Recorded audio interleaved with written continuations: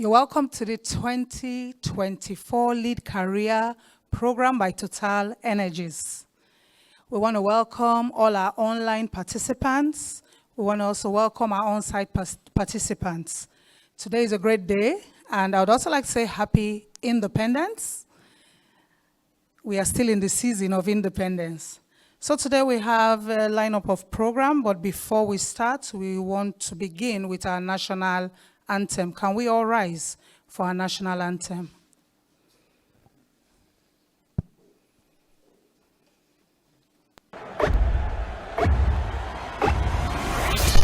Nigeria, we hail thee, our own dear native land. Though tribe and tongue may differ, in brotherhood we stand. Nigerians old and proud to serve our sovereign fatherland. Our flag shall be a symbol that truth and justice reign.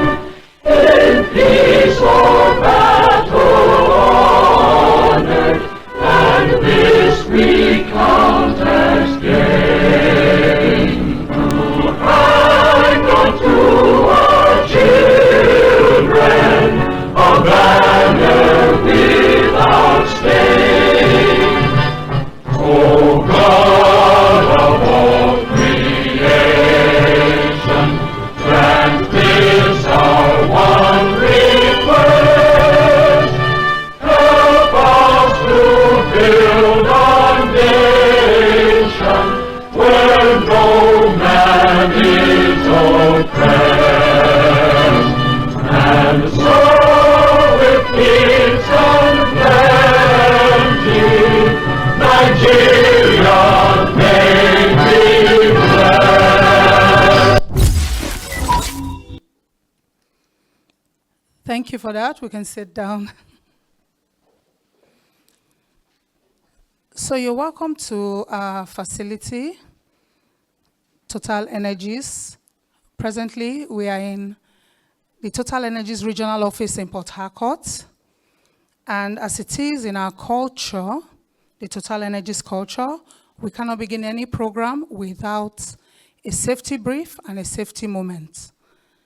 We would like to invite Mr. Abraham Ekpe, the Maintenance Supervisor, Port Harcourt, to give us a safety moment. Mr. Abraham Ekpe.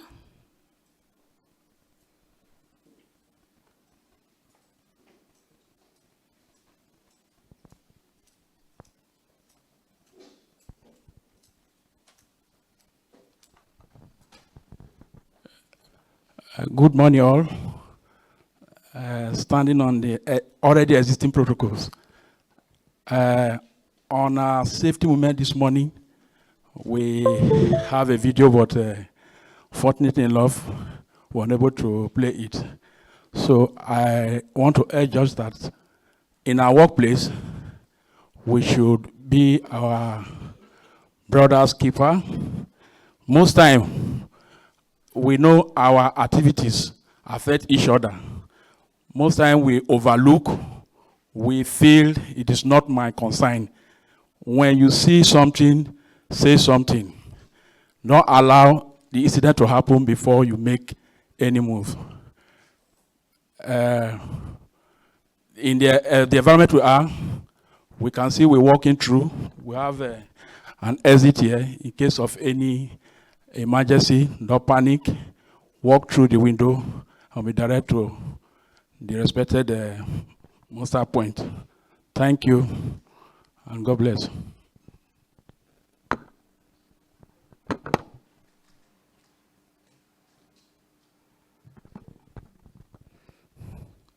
Thank you very much, Mr. Ekpe.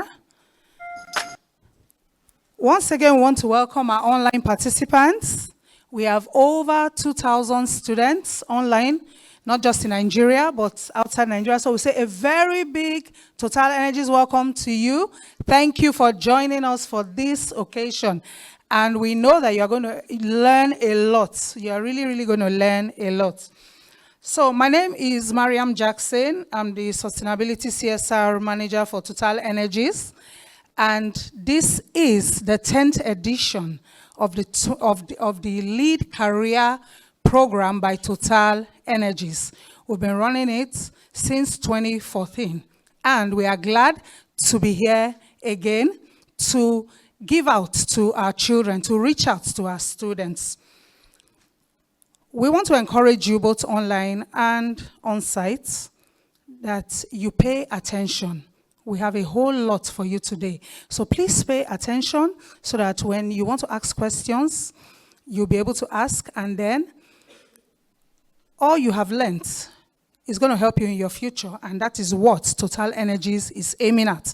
That tomorrow, one day, we will hear your testimony, and you would say, when I attended the Lead Career Program by Total Energies, this is what I gained, and this is where it has gotten me to. So at this point, we will want to listen to the managing directors. Hello, and warm welcome to everyone joining us today. I am Ugonna Achebe, the Executive Director of Junior Achievement Nigeria, and it's a pleasure to have each and every one of you join.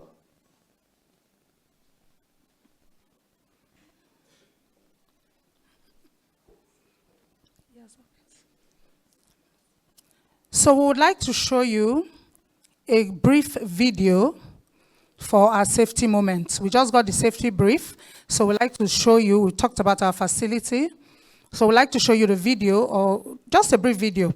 You know, like I said, we don't joke with safety in Total Energies. Safety for us is paramount. So we want to show you a very short video on how you should be observant about your environment.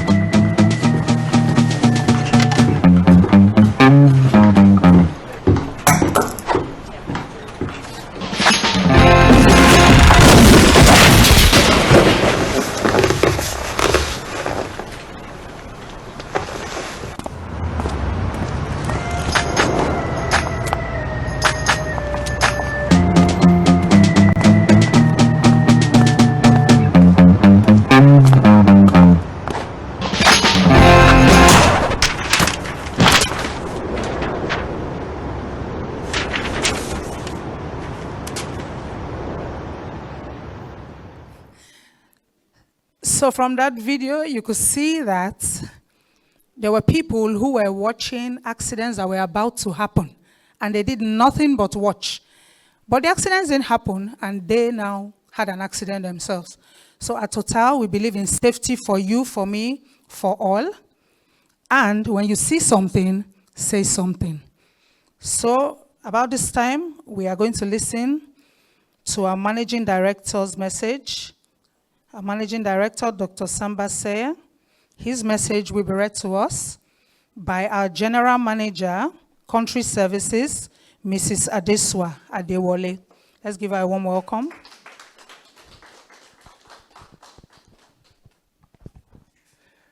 Good morning, children, from all over, virtual, and the ones that are here physically with us. We want to say good morning to you. Good morning to the staff of Total Energies that are here present as well. It's a great honor and a pleasure to represent our Managing Director, Dr. Samba Seye, to give his opening remarks. He would have loved to share this with us virtually, but he's unable to due to an urgent meeting that was called at the last minute. So he sends his warm wishes. Last year we were in Lagos in our depot in Apapa to be in particular, and he was able to communicate with us. But this is his speech, and I'll read it out to us as clearly as I can, so please pay attention. It is with great pleasure we welcome you to the 2024 edition of the Lead Career Project by Total Energies. Lead means learn, experience, articulate, and decide.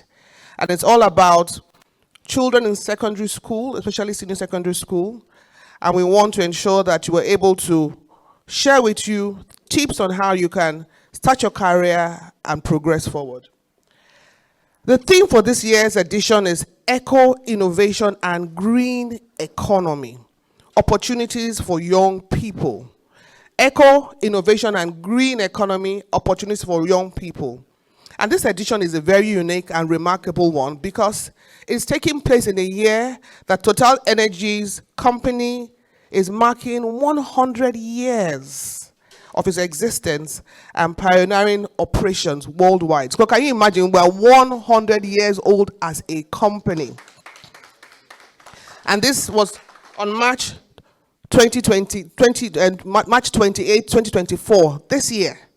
So we're having centennial celebrations throughout the year. Last year, our theme was building a sustainable future through youth and leadership. So you can see there's consistency in how we're talking to the children and teaching them about career. So the Lead Career Project is a corporate social responsibility initiative of Total Energies Marketing Nigeria PLC. It is aimed at enriching the knowledge base of senior secondary school students on career choices, prospects, requirements, and pathways. The company wants to see an increasing number of teenagers making the right career choices while bridging the gap between industry and academia. This initiative commenced in 2014. That means it's 10 years old this year. And the impact since then has been enormous based on the positive feedback we have received. The program has evolved from being fully physical to a hybrid version where we have both online and physical students attending the program, and this has increased participation across the country. Since its inception 10 years ago, Total Energies Marketing Nigeria PLC has implemented the program in 179 schools across 36 states of the Federation, with over 5,000 students directly benefiting from this initiative. And we expect to add a lot more students in Nigeria this year. This year we have 12 states in particular that we have schools that are online right now, aside from the individuals that are connecting with us through their own registration. So there are 4 components of the Lead Career Initiative. The hybrid segment, which is where we are now, benefits the students as employees share their career testimonials, and we have experts talk on contemporary topics, and then also we'll share on leadership. The second segment, after this session, involves the students that are physically here being paired with employees that will take them through their job functions. So directly they can share with them and they learn what the employees are doing. The third segment involves a tour of one of our facilities, and this year we're going to take them to our lubricant depot for them to see how we operate. A lubricant warehouse is in Transamadi in Port Harcourt. We're in Port Harcourt as we speak, so we're in Port Harcourt physically. And the last segment, which is the fourth segment, is the essay writing segment, where we will have 100 students identified in schools in Port Harcourt write an essay on the topic. And we're going to have top winners from them very soon. Overall, these activities are aimed at giving the students insights into what happens in the workplace in relation to what they have learned in the classroom, and make them appreciate various jobs options available to them as career paths. Total Energies is committed to the education of young people. And as such, we place a high premium on educational initiatives such as the Lead Career Project. The contribution of education in the development of any country cannot be overemphasized. Today, as I said, we're here in the Transamadi neighborhood in Port Harcourt, in furtherance of our commitment to the sustainable social economic development of Nigeria as we positively impact as many students as possible. Dear students, especially our online audience who are not physically present in the studio, Dr. Samba sends this message to you. He urges that you pay attention so that you can make the best of the time you will spend with us during this period. And we wish you all the best in your career choices in your future. Thank you for listening.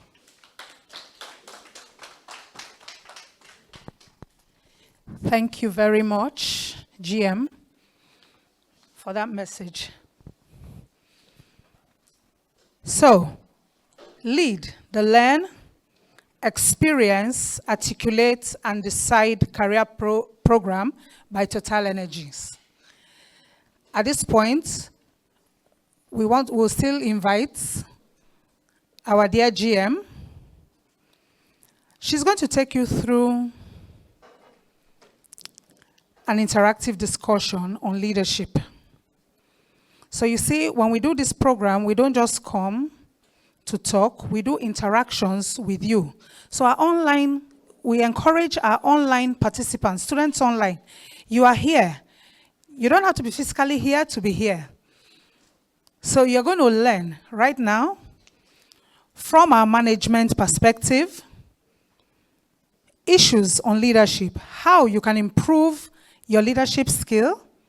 It doesn't matter how young you are, we have young leaders everywhere. So the session we are going into now is the interactive discussion. And I would like to introduce once again to come up to the platform. Okay, she wants to stay here and do it. Okay, so Mrs. Adeswa Adewale has been in leadership for a long time now. She is an expert in this field. And I can tell you that whatever she tells you, you can take it to the bank. You can bank it. Take it to the bank. She's an expert. She's been here for long. So, students online, I hope you are excited. Great. So let me bring her up once again. Mrs. Adewale Adeswa, GM, Country Services.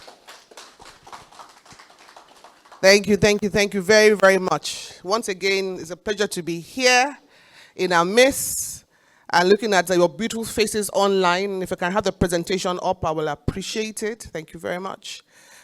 It's great to be here in your midst, to be able to see you once again. Last year, we were in Lagos in our Papa Depot, doing exactly the same thing with a different theme, like I mentioned.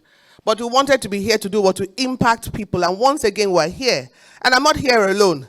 I have my wonderful, experienced colleagues that are here with me. And very soon, you'll be hearing from them.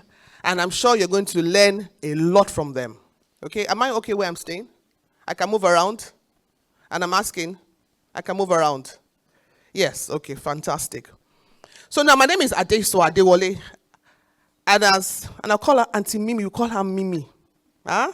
So Auntie Mimi, she's the one taking care of everybody that is here. As she mentioned, I've been in the company for quite some time. I'm not a Methuselah. When she was talking, I was thinking, I'm not a Methuselah. I'm young now, okay? Okay. But guess what? I've been in the company for 27 years, okay? And I've had the opportunity to move around to different job functions. If you want to clap, clap. Different job functions throughout my career.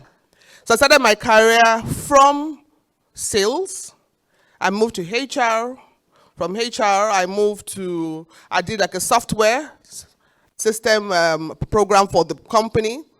Then I moved back to business as a sales and marketing in different countries. Came back to HR, which is where I have my heart. And now I'm in corporate communications. I'd be wondering, what did I read to get all these places? I read geography, by the way. I read geography and regional planning, and I have an MBA. So my career has been interesting, and I'm grateful for that. And if I see the presentation, I can proceed. The title of the presentation is Leading with Purpose, Be Deliberate. That means that we have to make clear choices in everything that we have to do. Next slide, please. Let's roll. So I hope you can hear me online and you're concentrating. Get your pen and paper out, and just in case there's something you quickly want to jot down, okay? So during the presentation, I'll just share very quickly on what is leadership, the qualities of a good leader, purpose, what it's all about, and how do you connect that to leadership, and the ways to become a good leader. Is that clear? So we can proceed. Next slide. And by the way, the picture on the left, as you can see, that's a Papa Depot, where we were last year. And you can see that there was the firefighting exercise they were showing the students. But who is a leader? When that comes to your mind, who do you think about? Do you think about everybody else but yourself, first of all? So one of my favorite people after my father, by the way, and my parents, my favorite leaders, in terms of examples of people that I saw ahead of me, is Nelson Mandela. It was someone I wish that I met before he went to the great beyond. But for me, he led by example. I think, was a good leader. So we have this very simple definition here that we can all read together. It says what? Leader is someone who does what? Who inspires passion and motivation in followers. Leader has the ability to influence or guide individuals, teams, or entire organizations. You may think of yourself, I'm a student. Who am I leading? Where am I leading? I'm just trying to part my way, right? And it's a question that even as you grow older, you will question yourself and ask yourself from time to time. Because it's good to do what? To have a reflection of who you are, to know what you're doing. So you can see that red person, right, is standing at the pinnacle, right, and others are following. But why will anyone want to follow that person? There must be a reason that somebody is following somebody, right? Okay? Let's go to the next slide. I like this next slide because it allows me to see myself. Who do I see in my mirror every day? Who do I see in my mirror every day? Mirror, mirror on the wall. Who is Adesua today? How am I representing myself today? So I asked that question before, who is the leader, right? You could say this, that. But I want to tell you directly, every single one of you, you are leaders. Every single one of you, you are leaders. So you must see value in yourself to add value to who? To yourself first. You cannot give what you don't have. If you don't believe in who you are, it's difficult for anybody to believe in you. So what have people said about you growing up in your lives, right? I have my colleagues here, and we've all come from different backgrounds, and that's the beauty of the diversity of the great company that we work for, Total Energies. But we've all come from different backgrounds, and guess where we are? We're all working in Total Energies, not so? Chatting our paths, our career paths. And our paths will never necessarily be the same because we're all different people, and that's the beauty in being an individual and being unique. So you must see value in yourself to add value to yourself. And this is a quote by John C. Maxwell. So mirror, mirror on the wall, there's a leader in us all. Do you believe that? Has anybody told you otherwise and made you doubt yourself? Have you heard words that have either encouraged you, right, and made you do things that you dare to only dream about because somebody encouraged you? Or have you heard words that have belittled you and tried to bring you down, but still you rise above it because you see yourself in that mirror? And what do you see? Look at the pictures that you have there. You have two animals, and I'm not saying we're animals, but just use it as an example, okay? Yeah? You can see that big dog and a cat. Normally a dog and a cat, who wins the fight? It's the dog normally, right? But the dog looking in the mirror and saying, you know what, I'm so tiny, I feel insignificant. And cat is like, you know what, I'm a tiger, don't even try me, you know? I'm here.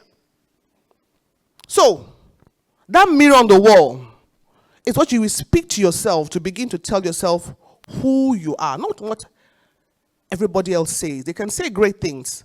If you don't believe it, doesn't mean anything to you. So leadership starts from who? Yourself. You trusting yourself and examining who you are and then who you want to be.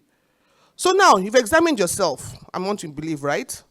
We're all looking lovely as we're looking through our lenses at our computer desks or through your phone, however you're linking through us, or being here physically. And the question is, what do you see? What value do you see in yourself? Next slide, please. Now, this slide for me is the center of my message. Okay? I can come and read different quotes on leadership and blah, blah, blah, blah, blah, and all of that, no? But I'd like us to make it a bit more practical and break it down for you as an individual. Because as you are charting your careers as students, one of the things that is real is that really and truly, your life is ahead of you and you can do anything and everything. That is a reality. The people that have gone ahead of us don't have two heads, do they? They don't. But then, if you don't stand for something, that quote on the left, it says what? You will fall for what? Help me. Yes. Go back, please. I didn't ask you to move, please. If you don't stand for something, you will fall for anything. A quote by John Maxwell. And for me, that's very, very deep, right? Because at the end of the day, you say you want to be a leader, and people lead for different things. As I was preparing this, I was thinking to myself, we have people who lead and guide through people what we can consider to be the wrong direction. For example, people that rob, they have leaders, not so? Yeah? People that run organizations, there's a leader there, not so? So what kind of leader do you want to be? And it centers around what? The big red word there, values. Values for me. What do you stand for? Your experiences that you go through, sometimes you cannot control them. It's life. Life happens. And for some of us, we've been through really terrible experiences. It's a reality. For some of us, difficulty in even paying school fees. For some of us, it's even to think about the next meal to eat, right? But we know people who have risen above difficulties to do what? To be great leaders tomorrow. What is inside of you? What values have you imbibed? And what values do you want to learn? I love Total Energies. I've been here for quite a long time, right? And we stand for certain things. We have our values. And like I mentioned, we've come from different places to come here as workers of the company. But we align to the 5 core values of the company that makes us do what? Ensure that there's a way we can work. So 2 of our cornerstone values is what? Safety, right? The second one is what? Respect for each other. And what does that mean for us? It means that I can't talk to my colleague anyhow, no matter how I feel, right? I won't behave that same because we shout in my house. I'll come and start shouting at somebody in the office. That will not be allowed. Okay? So what values have you picked up over time? And as we move to the next slide. Yes, sir. Thank you. I want to just talk about total values. You can see them just here. It's a bit small, but it's just here. All right? Okay? I talked about safety, right? And respect for each other. It says our cornerstone, the one that we cannot shift, right? Okay? But we have pioneering spirit, stand together, performance-minded, and each of those values has been broken down in a way that we can begin to do what? Imbibe them as individuals and begin to reflect them. Okay? We're looking at our beautiful students here from Port Harcourt. Can you smile, smile, smile, smile, smile? Okay? Don't worry, you're just on time, okay? Now, our values, talking about leadership, don't forget, our values I have broken down into words to represent the various letters in the word values. So now, we have our physical students and you're going to participate. Do you understand? Okay? You're representing all the other students that are online that we cannot hear their voices, right? but they'll be saying it wherever they are, right? Okay? Are you with me? Let me hear your voice. Are you with me? Are you with me? Are you with me? Yeah, you are very cold. Are you cold? And like I mentioned, you are right on time. It's fine. We understand that there was a bit of a bottleneck, so it's fine. So V stands for what? What's the V there? Vision. Okay? V stands for vision. I'm talking about leadership. So to be a leader, you must have what? A vision of how you see yourself. So remember that picture of the dog and the cat, right? Okay? So how do you see yourself? Tiny, big, or with opportunities or potentials to be able to do something? And that's seeing yourself, nobody can help you. They can tell you great things about you, you understand? But if you don't believe it for yourself, that mirror will not reflect it. So how do you see yourself? So for example, all of you are students now, I want to believe. So you want to do what? Do great things in your academics, am I right? Because before you finish secondary school, if you don't finish secondary school, you can't move to the next stage. There's no way you can jump. So you want to be a doctor tomorrow, right? You want to be a fashion designer tomorrow. You want to be a teacher tomorrow. That desire starts from what? You having a vision of how you see yourself. And I tell you one secret, one way to help you to gain that clarity is to look for somebody that represents what you see of yourself and see how they made it there, as an example. Not because you follow that same footstep, because everybody's path is different, but it gives you an example of what to do to get to where you want to go to. Yes? Next one is action. So you see yourself being a model, right? You see yourself owning a school that is going to grow from secondary all the way to university, for example. Action.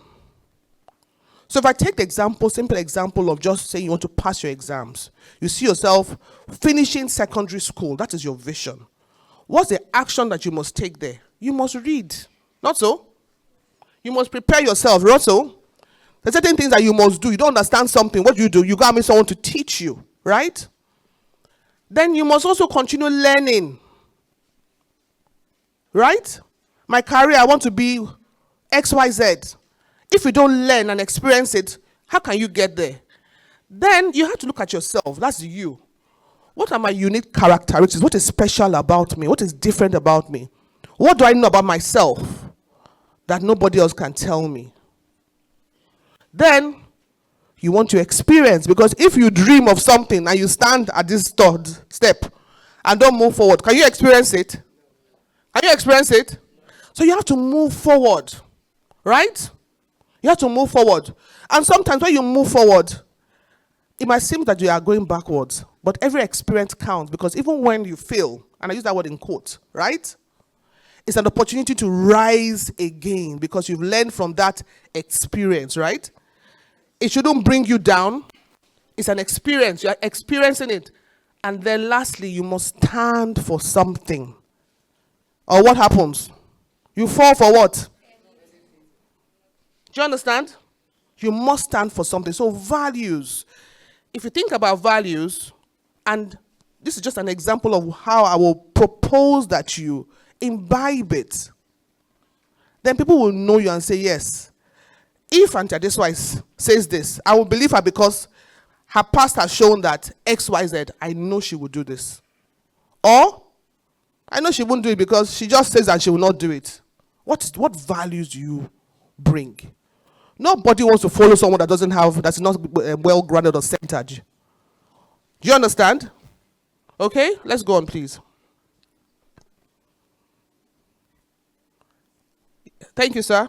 Thank you. Okay. So we talked about purpose, right? We're talking about deliberate leadership, right? With a purpose. And I just had a very simple example here. Purpose is like a guiding star that helps you navigate through life. Okay? It's about understanding what truly matters to you and what you want to achieve. For some people, they tell you, you know what, I want to be this. They already know it, right? And they work towards it. Someone like me, if I had my way, I would have been a doctor.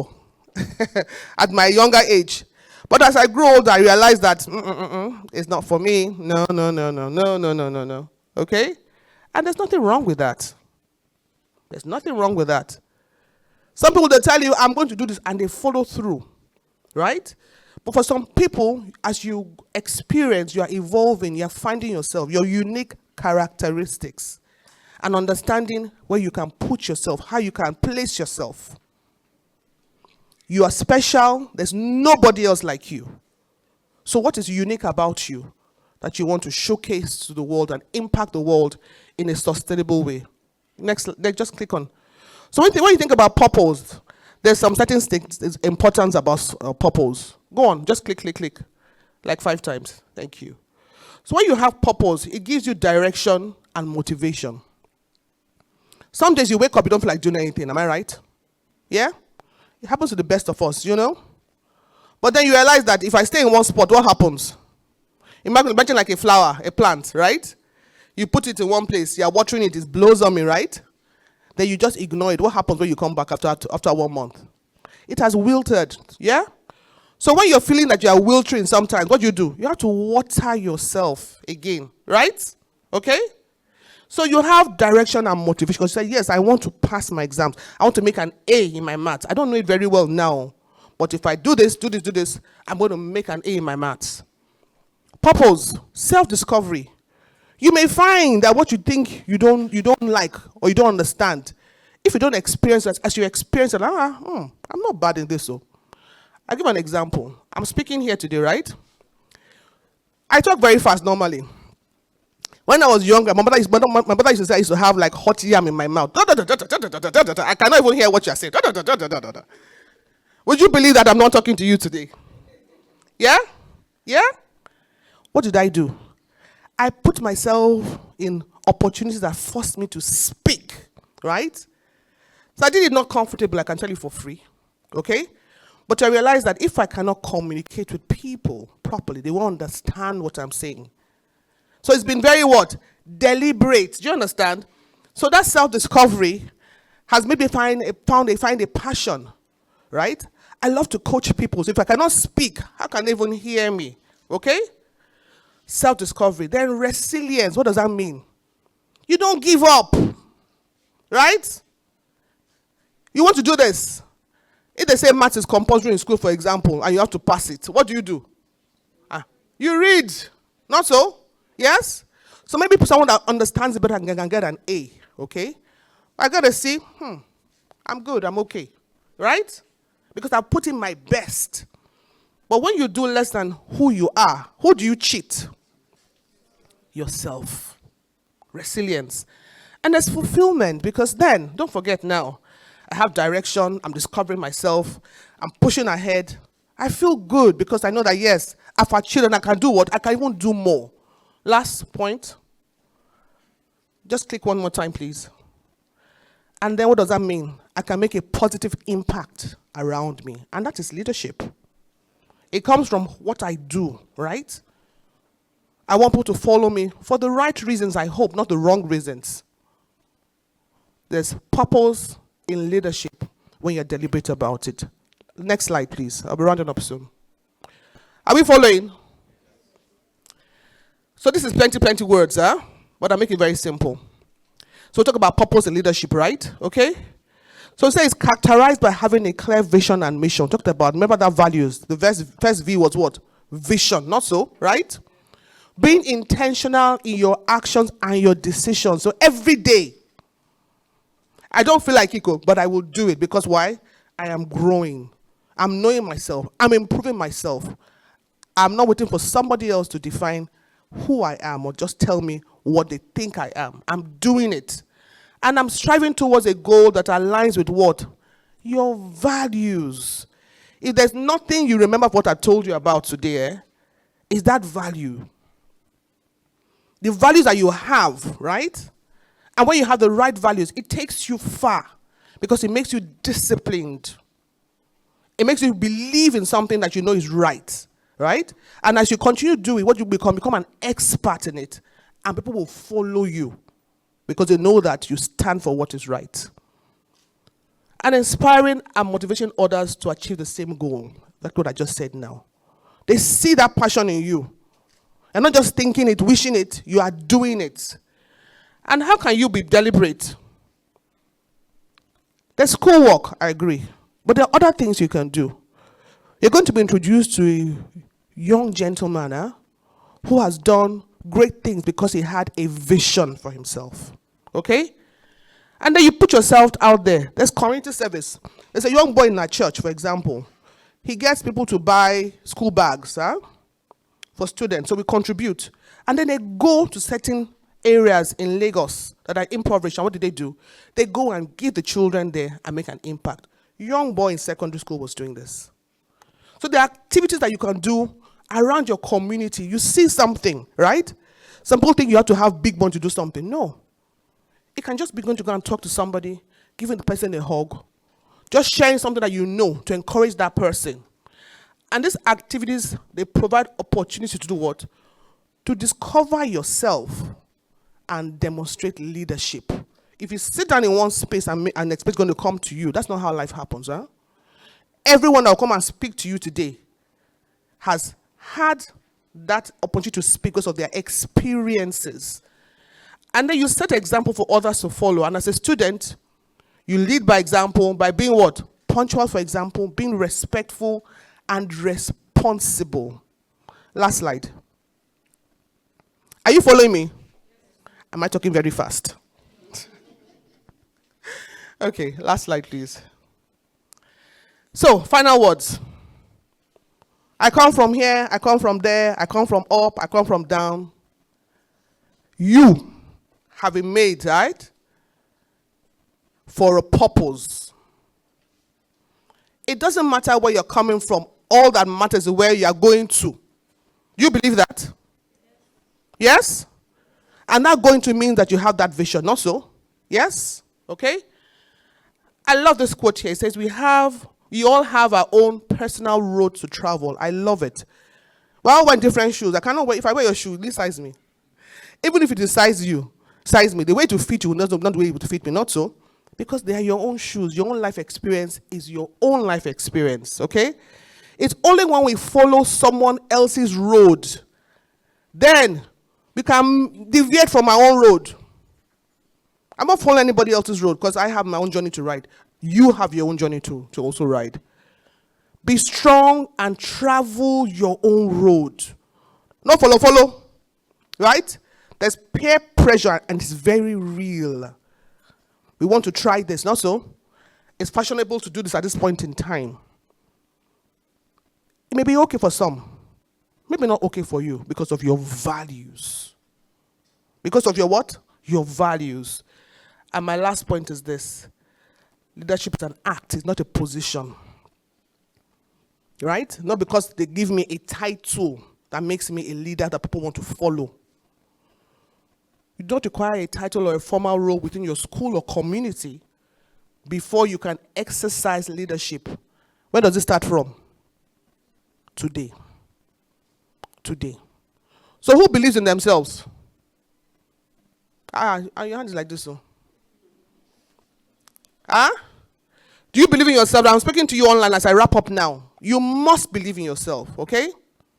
And know that as you have a vision for it, if you follow the steps to prepare you to get there, you will achieve it. So I want to encourage you to continue to listen as we continue. Thank you for the attention you're giving me this morning. And I hope it has been impactful to you in a little way. And like I said, there's nothing you take away from this message. Remember, you must know your values, what you stand for as a person. Because that's what will differentiate you from everyone around you. God bless you. Thank you very much.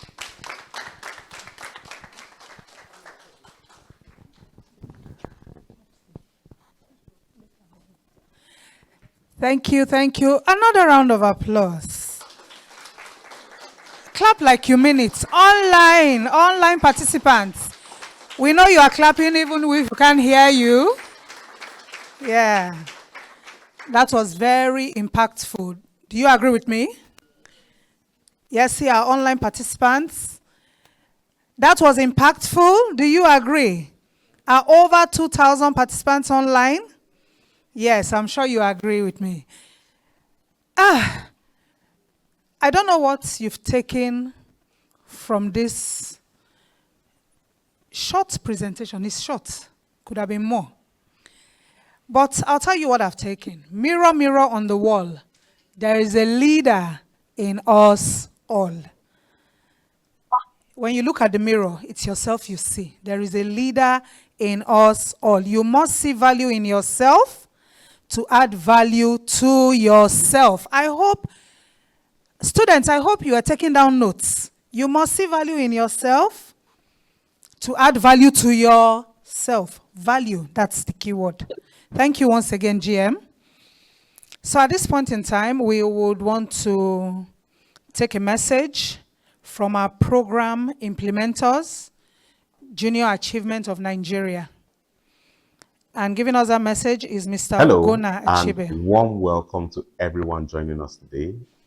I am Ugonna Achibe, the Executive Director of Junior Achievement Nigeria, and it's a pleasure to have each and every one of you join us on this program. Today, we embark on an exciting journey together, exploring a theme that couldn't be more timely or important: eco-innovation and the green economy, opportunities for young people. Now, in partnership with Total Energies, this program is designed specially for you to spark your curiosity, broaden your horizon, and equip you with tools and knowledge that could make a lasting impact. Now, during the course of this program, over 1,500 students will dive into the world of experiential learning through peer mentorship, informative sessions, and job shadow opportunities with experts at Total Energies. So whether you're passionate about sustainability, eager to create solutions about environmental changes, or just curious about the future of work in a changing world, you would have a front row seat to learn about eco-innovations and how it's transforming various industries, defining new careers, and creating sustainable solutions for our planet. That's not all. You'll also have the chance to participate in a special essay competition to honor Total Energy's centenary celebration. It's a unique opportunity to showcase your ideas, your creativity. In fact, it's your moment to shine. So be inspired and think about how you can play a part in shaping a greener economy and more sustainable future. I believe that the future belongs to young leaders like you, and through this initiative, we can empower you to shape your ideas one green innovation at a time. Once again, welcome, and we look forward to your incredible insights, passion, and ideas. Thank you very much. Thank you very much. And at this time, we just want to show you a short video to tell you who we are. Total Energies Marketing and Services Nigeria. So this video will tell you who we are and what we do. So please watch and enjoy it.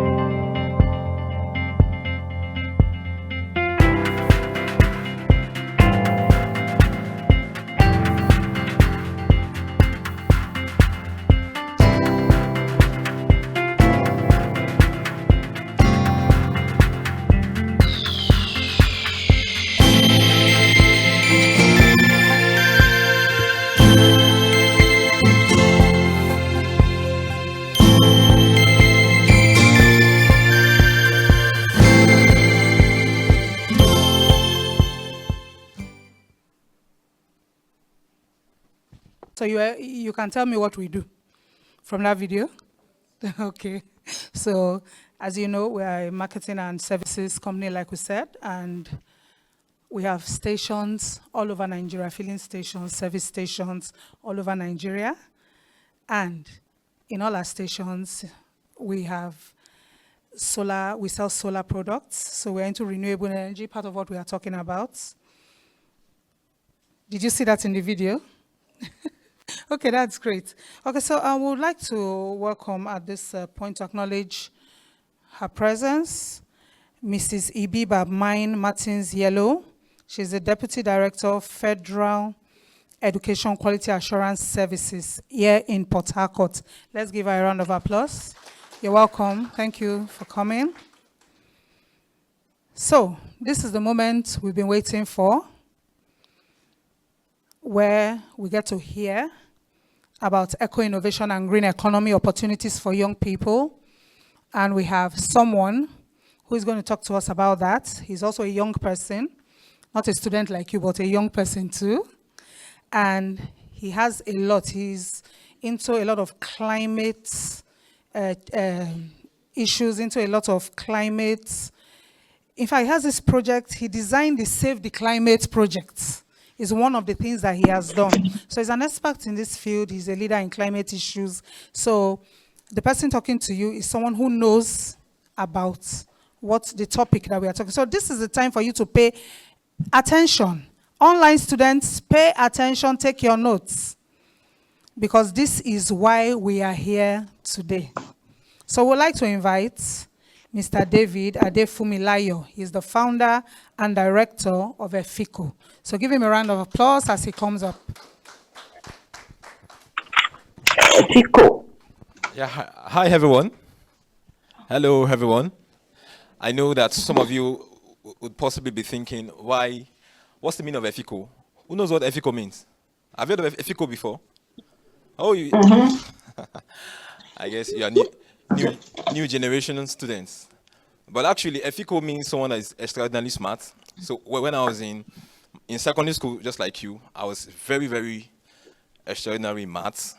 I usually scored 99 over 100 in mathematics. And then my classmates will call me EFICO. Anytime there is a math to solve, everyone just said, EFICO, come and teach us. And then when I reached University of Lagos, and I started a company called EFICO. And I'm going to tell you why EFICO really started. And why I decided to name it EFICO was because I saw that people call me EFICO, so why not EFICO? Yeah. But I'm going to tell you how everything started and how I became this person that you see today. I'm in my 20s, and I know that some of you are in possibly 16, 17, right? But when I was 16, 17, I had a vision, a very big vision. But there was one thing. I came from a very, very low-income area, a place they call the hub of poverty. How many of you know Mushin? I've heard of Mushin in Lagos. What happened in Mushin? Like, what do you know about Mushin? When they are looking for hagberos, you know, when they are looking for people who would cause problem in life, they call Mushin. Mushin is Mushin is tantamount to when you tell someone, my name is David Adefumilayo, I came from Mushin, you just lose opportunities. You know why?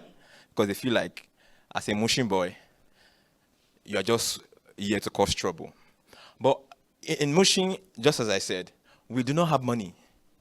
My parents would struggle, would have to sell products to feed the family.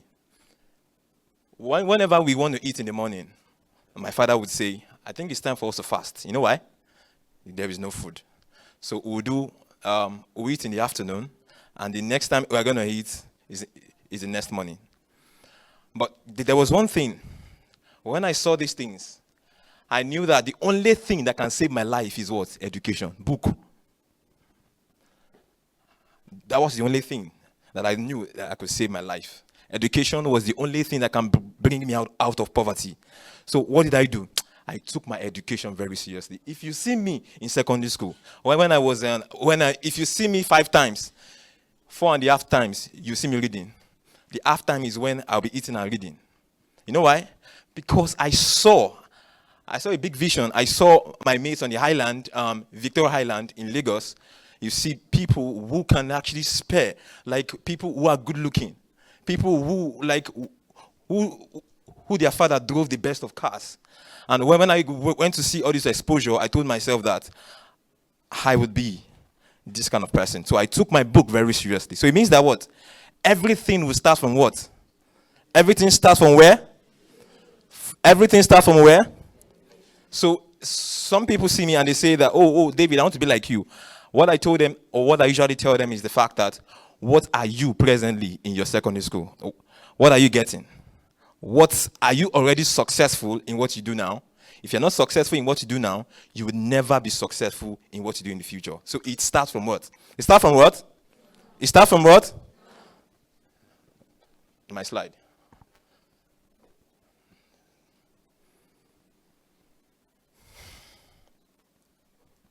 So yeah, I'm going to be speaking to you about eco-innovation and green economy, youth opportunities. Just what I want you to do is just to open your ears, right? Just open your ears.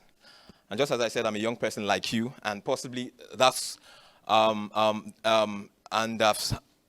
I've had several achievements in this space, and possibly that's why I've been invited to speak to you. Because why? We are in the same generation. If it's going to be an older generation speaking to you, it might not be relatable. But yeah, let's get started. Next slide, please. So I want to inspire you, first of all, with my story, right? Let's start with with the story of change and my achievements in the climate tech and sustainability space. Yeah, so my name, let me just give you context. Efiko is the name of my company, right? Is the name of my business brand, while the tech boss is my personal brand. So as a tech boss, what do? I use tech as an innovative way to what? To solve climate change what? Problems. You guys are smart. Okay, I use tech to solve what? Climate change problems. And that's where the innovation comes. Eco-innovation. I'm going to be explaining what it means, and then the green economy. And then green economy really speaks more about you're making money. See, let me tell you something. Some people will say, oh, I want to solve the world's problem, and you're not making money. Yoruba will say something. It means what? It's money that we use to fund what? Any vision you want to what? To actually have. So for it to be sustainable, for it to be financially sustainable, for it to be sustainable, you need money. So it means that green economy speaks more about having to make money in a safe what? In a safe way, right? So next slide, please. So yeah, this is my story. Let me tell you about my story. So this is me. I did my internship in the Department of Petroleum Resources. Department of Petroleum Resources is the regulator of the oil and gas industry. That's people call it the Oga of the oil and gas industry because they are the one that would go and supervise everyone in the oil and gas industry. Just a simple term. So in my 400 level, so I told you that I was very, very smart, very excellent in what I do in terms of my grades. So it means that what? I went to, you might not know this school, Petroleum Training Institute. I know that you people should know PTI. PTI is Petroleum Training Institute. And then when I went to Petroleum Training Institute, I went there with my ethical mindset too. To enter PTI is not easy.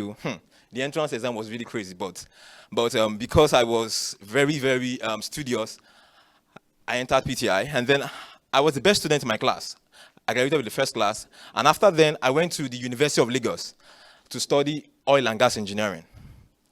So because I was very excellent at my grades too, I was given an opportunity to intern in the top industry in the oil and gas industry. So I studied oil and gas engineering. So because of my lecturers saw me as a very smart person and the top in the class, it gave me an opportunity to intern in the oil and gas in DPR. So I just have to give a context. So in DPR, in this same time when I was doing my internship, in Mushin, because we don't have money, the government would not what? Would not even look at our side. The government is not helping us with our roads. The roads were bad. There were no social amenities. So it means that every flood would come and be destroying us, like we're destroying our livelihood. So every time I say, what is happening now? Are we the only one? So there is no government. Nobody's helping us. And that's where a leader would come. What our GM said, what did she say about leadership? You see a problem and you see what? You envision it. So in my founder level, when I was studying oil and gas engineering, in my founder level, I decided that I don't think I can go this pathway anymore. Are you listening to me? I told myself, I can't go this pathway anymore. Why? Why? Why did I say I can't go this pathway anymore? Because my community is what? Is suffering. So I had to make a research to understand what is the problem. What is the problem with this community? Flooding is always, and that time I don't even know about climate change. I don't even know what is causing the flooding problem. But I now did a research, and I'm going to actually explain the whole processes and the steps of the processes and the step of innovating and solving problems. Because it's a step. It's not just to jump at solution and say, okay, I want to do this. You have to do a lot of things. So what do? I observe the problem. I was observing, what is the problem? This flooding that is always coming. Anytime rain falls, anytime rain falls, what we do is we will go and be staying at the hill. Because if you go and stay at the bottom, oh God, it was that terrible. It was that terrible. So when I made a research, I realized that deforestation was the problem. People were cutting firewood for what? To make food. They will cut down trees, I mean to say. They will cut down trees to make food. And because these trees are the things that protect us from flooding, the flood is going to come and what? And come to the environment and destroy things. And then I also saw that there's something called agricultural waste. Agricultural waste was a problem in the community. People dump agricultural waste in gutters. So what did I do? I had to come up with a technology that can convert agricultural waste, a technology that can actually convert this agricultural waste into something that you can actually use. And that's where the eco innovation comes. Next slide, please. No, please, back. Please, back. So this was me. I was pitching my solution to the world. I was pitching. I was telling people. You can see how ugly I was here.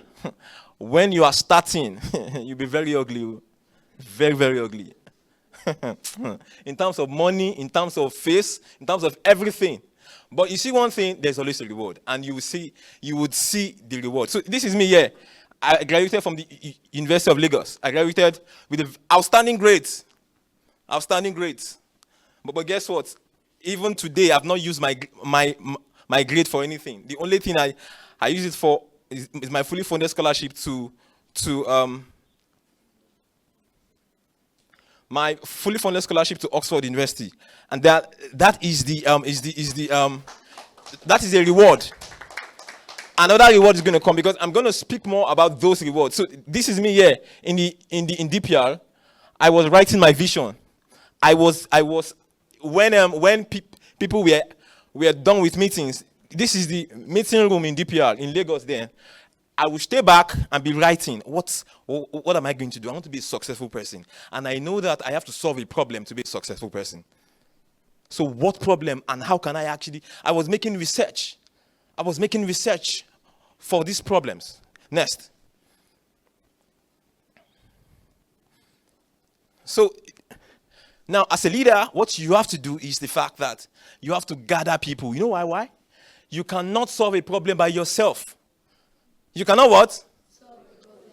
You cannot solve a problem by yourself because he has a personality. He has a strength. You have a strength, but you don't have a strength. Am I right? So it means that what? If you bring your strength together, you can solve a problem, right? Isn't it? So every great invention, every great innovation started with what? With people, not just you. But you can be the visionary. You are the leader who sells the idea, right? So this was me. Did you see me? I was very thin that time. This is me. I love the environment. This is Mushi. This is Mushi. Every time I would take placard, I'll take a plague, and every time I'll be creating awareness in the environment. And I will tell them about the flooding, why this flooding is happening. Next slide. This was me in secondary school. Imagine a first-class graduate going to secondary school. People were saying that I'm very jobless. That is because I'm jobless, that is why what? I'm going to secondary school. But as at that time, I had jobs in the oil and gas industry. In fact, I rejected a job that was to pay 800K in a month. I'm serious. So, but I saw my vision, and I was going to secondary schools, and just the way I'm preaching it, I was preaching climate change. I was teaching climate change in a way that students like you can understand. And yes, this was me in my room. In my room, you see me with boxers. I can read anyhow. I can scrabble things anywhere. So this was me doing my NYC. So I was the young person that went viral for serving in his own company. I don't know if you heard the news. There was a news that a boy created a company, and he was posted to serve in his own company. I went to pitch my idea to NYC people to say, I don't want to serve in any other place. I want to serve in Efiko. Yeah. Sorry, please come. I can't see that, please. 5 minutes. Okay. Please, next. So this is Efiko, and these are the rewards. These are the rewards. After 2 years, I was being rewarded for my innovation. I was rewarded. So let's go to the content of today. Next slide, please. So what is eco-innovation? So eco-innovation is inventing new ways to help the planet while also improving the way we live. So from my example, what do you see? You will see that you see a better ways to innovate, to solve the problem of the environment, right? So that what? You can actually what? Solve a problem. Now, like for example, now when you know that we burn coal to produce electricity, right? After because of you burn coal to produce electricity, you now have to sit down to say, okay, this smoke, because the carbon that come from burning coals, they affect the climate. But you sit down to say that I want to find something that would not actually affect the planet, which is solar batteries. That's like innovation. Do you understand? So now it means that there will not be carbon going to the atmosphere again, destroying the environment. And that's what eco-innovation actually means. Next slide, please. Now, green economy. A green economy is when businesses, industries, and even countries focus on taking care of the environment while growing economically. So it means that what? After you have innovated, how can your innovation make money is what we call green economy. Do you understand? Do you understand, guys? Do you understand? So if my innovation is making money, is making me grow economically, that's what? Green economy. So, next slide, please. Okay, so these are the stages of innovation. If you realize from the story I actually gave you, you saw that what? You first analyze the problem. You need to understand what is the problem. Like for me, the problem was what? Flooding. I analyzed it. Next, what do? You observe. You observe how the problem is happening, how it is occurring, right? And the next one is what? Research for solution. And those were the things you saw me doing. I was sitting down researching, going online, understanding how other people have solved their own problem, right? And the next one is what? implementation of the solution, right? You implement. Next slide, please. Okay, so this, like, I want to give you an example of people. I want to give you example of young people like you, high school students, who have exhibited innovation in their locality. There's this guy. He actually used lights to save lions. He used lights to save lions in his community. Okay, now this was what happened. He was given an opportunity to take care of the cows of his father, and whenever he put these cows in the cubicle, lions, they will come, enter the cubicle, and eat them. So he was not like that was the problem. He was analyzing the problem, right? Isn't it? He was analyzing the problem. Okay, why did this lion come to eat the cow? Because they are hungry, right? He now said that, okay, so what can I do to solve this problem? He was now researching what? He was researching solutions. So he now realized that whenever it takes light, like when he holds light around the lions tend to run away. So he felt like, okay, yes, okay, so it means that what? Lions are afraid of moving lights. Do you understand? That's what he was researching. Do you understand? They were afraid of what? Moving lights. Now, when they're afraid of moving lights, he now says, okay, I cannot be carrying lights everywhere. So what technology can I implement that light is going to be moving? Do you understand? So and again, he realized that these lions were being killed by people in the village. So he saw that he had two problems to solve. He had to save the lions because these lions were a source of tourism, right? They were a source of tourism. So he had to save the lions so that the community can also enjoy tourism. And again, his father's cow can be saved. So he saw the two problems, and those were the things he wanted to solve. Next. So, no, please back. So, this was what he actually did. He made broken flashlight parts, indicator box from a motorcycle and a solar panel. So it means that what? You can use resources. Resources around you to innovate. You don't have to go too far. The simplest resources that you have. What did you use to make this moving light?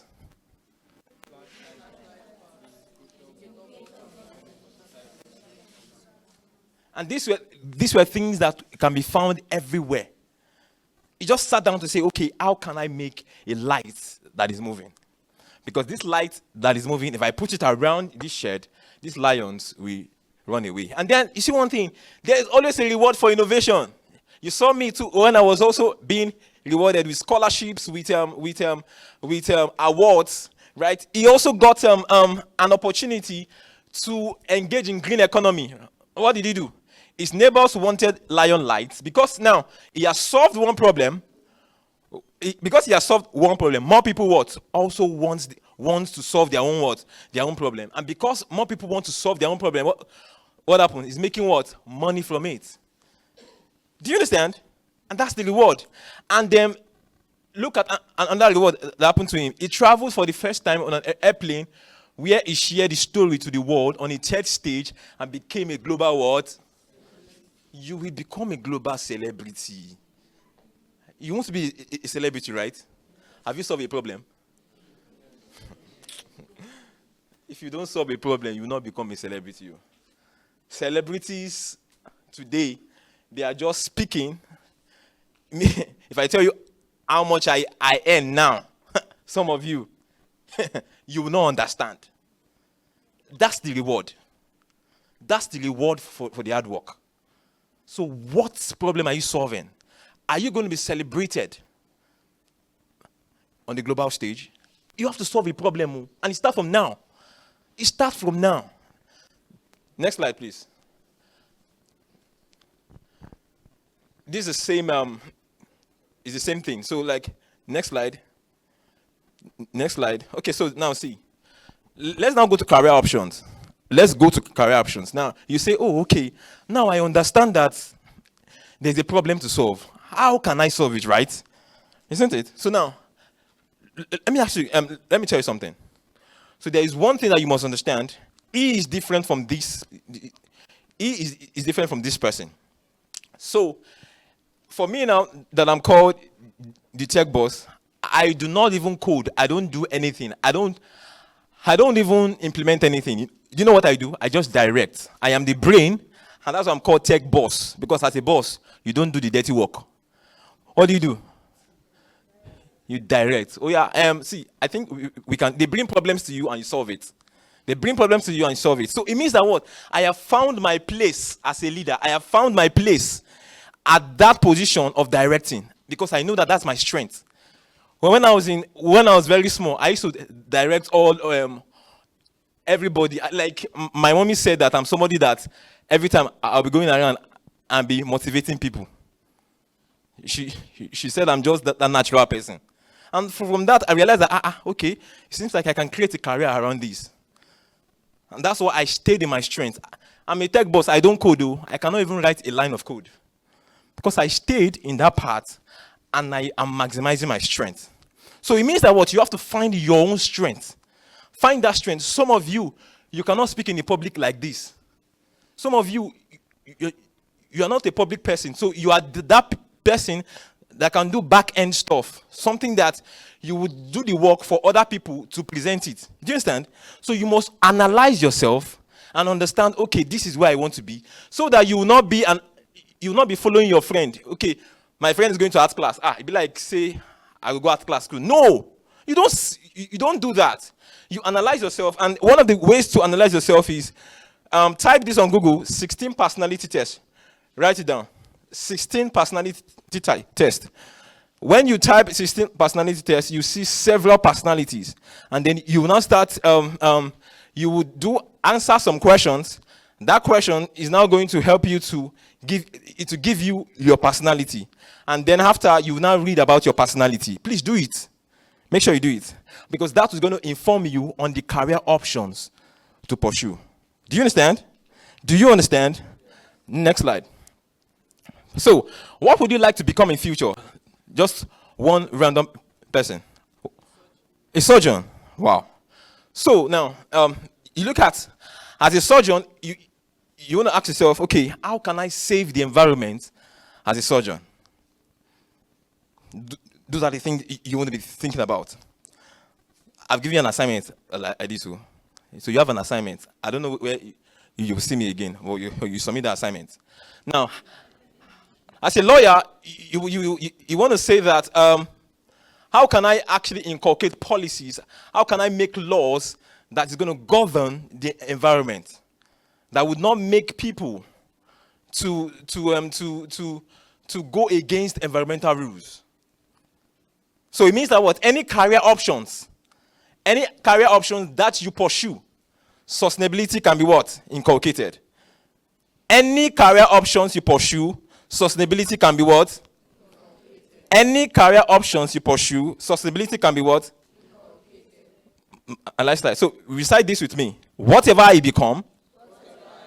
Whatever you become. So ask yourself. So wait. Let me ask you. Do you even know what you want to become?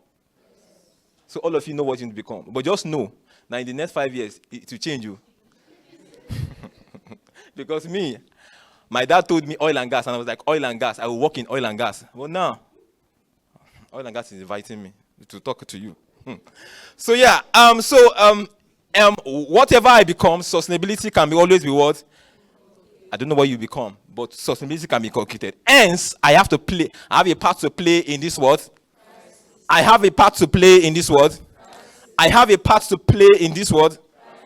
Do you have a part to play? Find that part that you will play. Okay? Next, the last one, eco-innovation and green economy is our collective responsibility.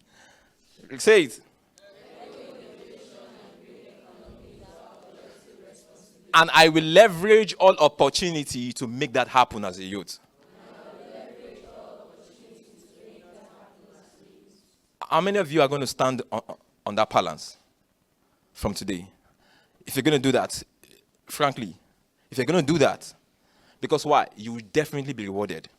You want to be rewarded, right? You want to be a celebrity, right? Isn't it? You want to have money, right? Isn't it? Money flows in the direction of what? Value. Money flows in the direction of problem solving.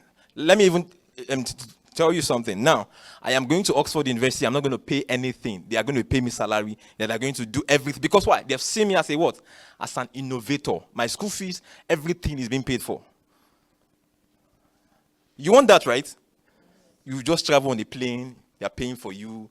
You will enter the hotel, they are paying for you. The food they are eating, they are paying for you. Because why? You're an innovator, right? Isn't it? Where there is no what? Where there is no what? Reward. Where there is no work, there is no what? There's no reward. You want that reward, right? So be a climate leader. Thank you so much.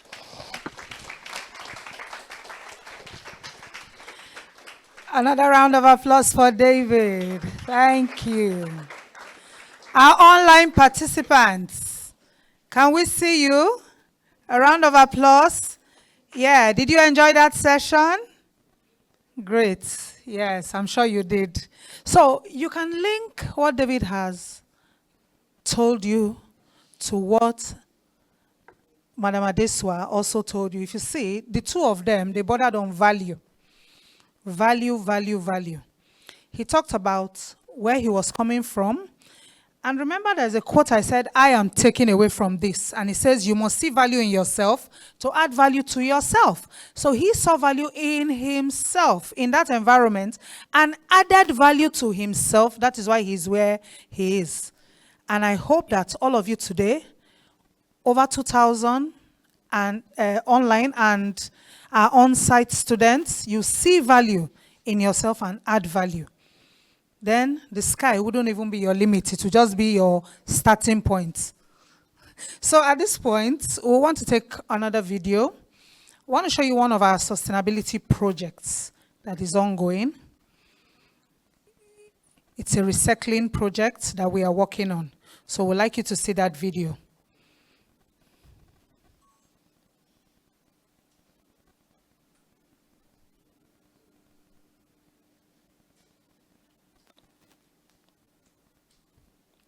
Sustainability, green economy.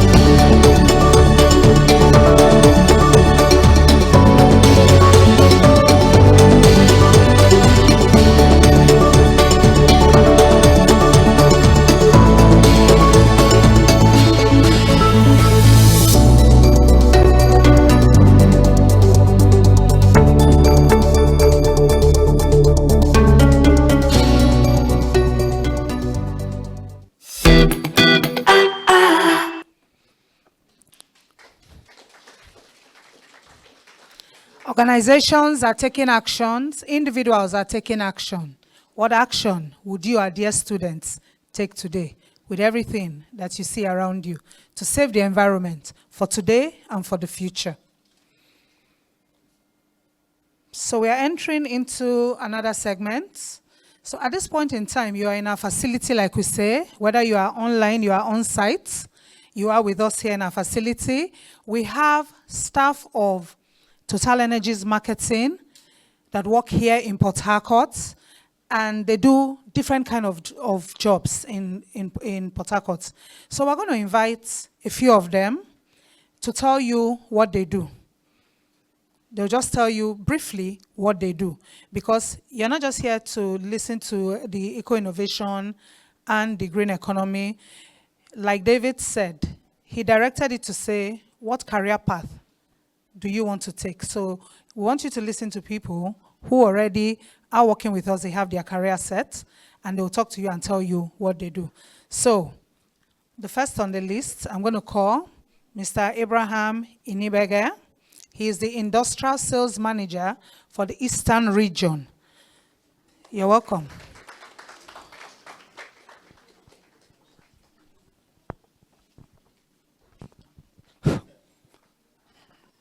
Good morning, everyone. Once again, you are welcome. She said I have just 3 minutes. I had been begging her to make it 5. So I'm here to tell you about my career so far in Total Energies Marketing Nigeria PLC. She's already introduced me. My name, once again, is Inibe Abraham. Tech boss, I wish my school used to bring people like you. Those days, maybe I would have been a tech boss. So you heard him. It's a very good opportunity for you to learn from people like this. Okay, I actually started 16 years ago when I joined Total. Before then, I schooled at the Federal University of Technology Owerri. I studied mechanical engineering. Which of you would want to be a mechanical engineer here? Let me see your hand. Oh, wow. Unlucky me. So I actually started at our plant where we make lubricant. That's the actual factory where the lubricant is produced. My job role then was the production planning engineer. So what did that entail, or what does that entail? It means I was responsible in making sure that the materials which we would use for production must be available. Requires a lot of thinking, requires a lot of you looking ahead, anticipating what could go out of stock, right? So that was the first job I took in Total. And then at a time, later, after 5 years, Total felt I should take that experience from the plant to now go and share it in the field. So I took another job as the lubricant engineer. That role was to support the salespeople on the field, so that if our customers had challenges, when we sold lubricants to them, when I mean lubricant now, all of you in a primary sense, you hear engine oil, right? You hear things like that. Is that not so? So basically, you can picture a lubricant to be that, although we have a different grades of types of lubricant. So I had to support the sales team to solve problems that are technically related to what? Lubricant, as an engineer. And also to train customers, to teach them, and to check their equipment. That's what a lubricant engineer actually does, okay? And then advise the customer on what type of oil to use. And then later, I was given a higher responsibility to also work in sales. You heard us say I'm the industrial sales manager. So what do we do in sales? Basically, I have a team. We work together. We have customers, okay? We have to ensure when our customers need product, when they need us to be of excellent service to them, we do just that. So it's been a very interesting career. But what I want to emphasize at this point is Total does not believe your ability is limited, okay? So we call that cross-functionality. So you are given opportunity despite what you studied, okay? You heard our madam, she told us what she studied, the leader that spoke to us, and today she's leading a very big organization like this. So it's by virtue of the training she got, okay, in different aspects of the business. So it's the same thing that has happened to me. In total, we call it cross-functionality, that you can cross-function in different units of the business. So you can't be an engineer, you work in the plant, you work in the factory, you work in sales, you work in operations and stuff like that. So I'll just put it briefly, edit briefly there, but before then, you remember the first L we had on that lead is learning, right? Okay, so I have a very beautiful gift. I want to talk about the L and the last D you have there. So it's a gift. I'll tell you what to do with the gift, but you have to answer my, the first to react to it would get something. Can you tell me just what book have you read outside just a novel that you read? Okay, so who was the main character in the book? The main character is Catherine. What's the title of the book? The Woman Who Won. Okay, please, let's clap for her. I mean, everything is apt. She's a lady. And the title of the book is the Woman Who Won. Okay, beautiful.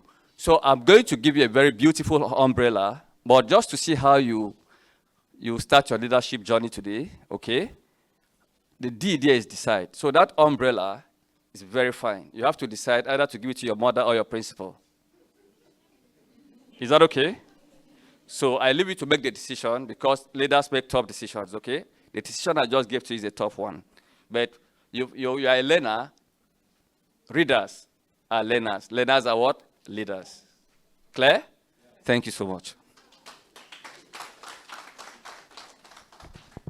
Thank you, Abraham.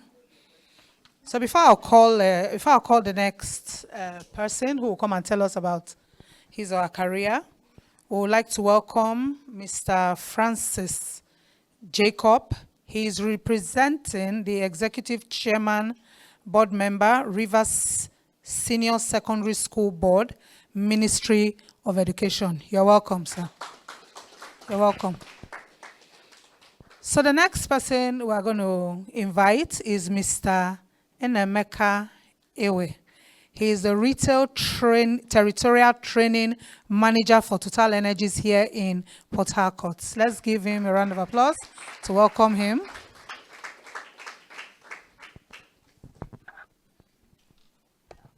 Good morning, everyone. My name is Emeka Ewe. I do training for Total Energies Marketing.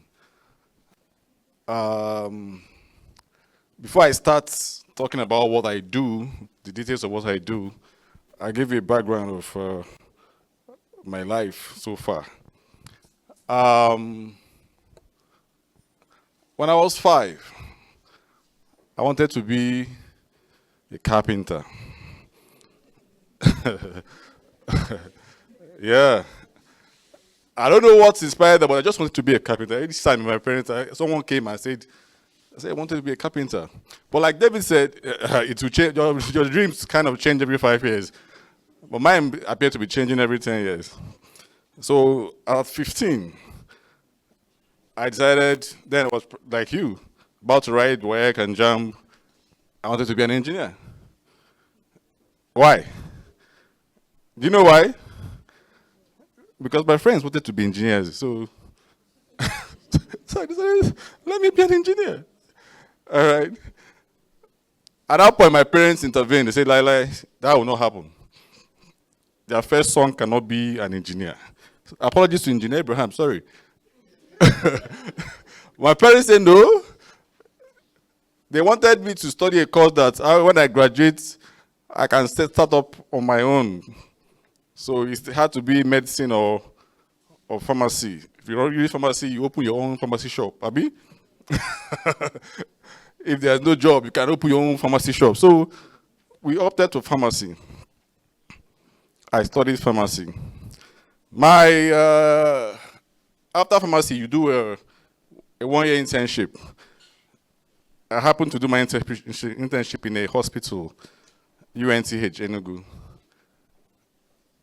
Was the most horrible experience I ever had.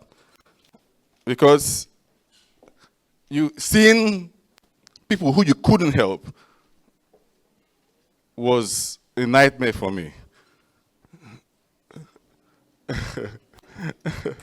Your gift.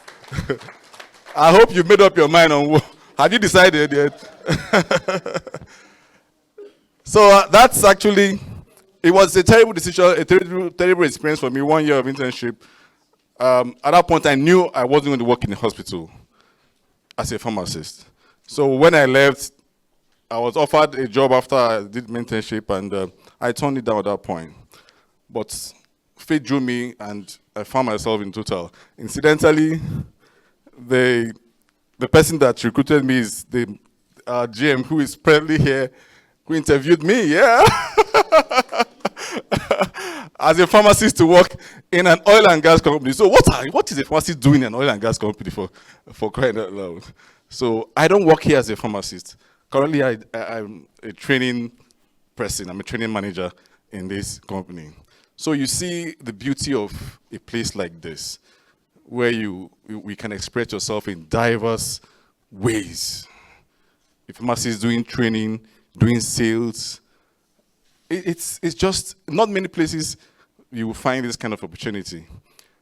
But my takeaway the takeaway I want you to have is that whatever you decide to do, the bedrock is that hard work will never go out of fashion. All right? Hard work will never get out of fashion. And the difference between an A and a B is sometimes less than 0.5. So I'm encouraging you to do your very best in whatever field you decide to go into. And again, to be confused in life is not a bad thing. Yes. To be confused is not a bad thing, but not taking advantage of opportunities is where the problem is. You have this opportunity of this job shadow for you to know what is available out there. I'm trusting that you're able to make decisions. Like Abraham said, we didn't have this opportunity of a job shadow, of people telling you what. In fact, when I chose to study pharmacy, I really did not know what pharmacists do. I really did not really know what pharmacists do. Okay? So today, take advantage of this opportunity to make a life decision so that you don't have to, you may not be as lucky as I was. All right? So let's take advantage of this opportunity to make a decision on which career path eventually we take.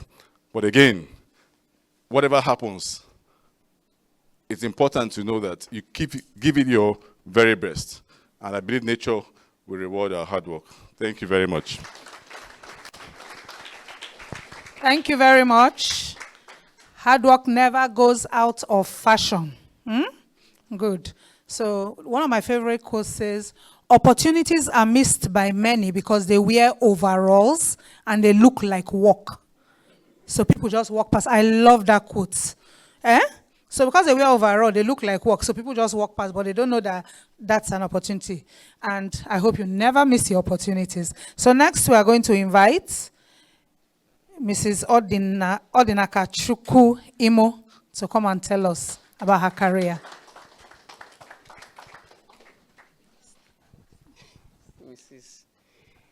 Good morning, GM. Good morning, everyone.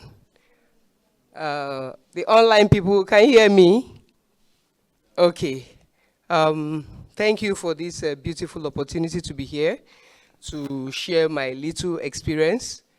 My name is Sandra Odinaka Chukwu Imo, and I joined Total Energies about 5 years ago. Prior to joining, I started off as an OBC officer in Lagos, where we were managing trucks until we finally moved to Port Harcourt. And I've come a long way, even though it was just 5 years of joining. I worked with the then Territorial Sales Manager, East, as a personal assistant, and worked as a customer service executive. I'm presently working in the SFS unit. In SFS unit, we have the shop, food, and services. Well, if you come to our stations, we have the shop, I know a lot of persons don't know that we have shop in our stations. We have the shop where you can get everything under one roof. We sell drinks, we sell biscuits, everything, even clothing.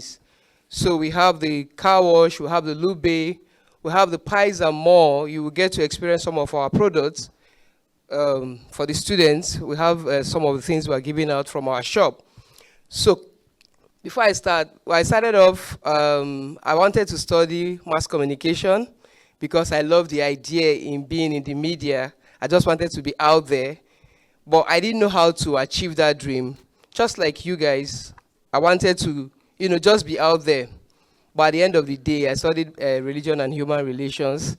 So looking at me today, you'll be wondering, how did I manage to move from, studying religion, then coming into oil and gas services?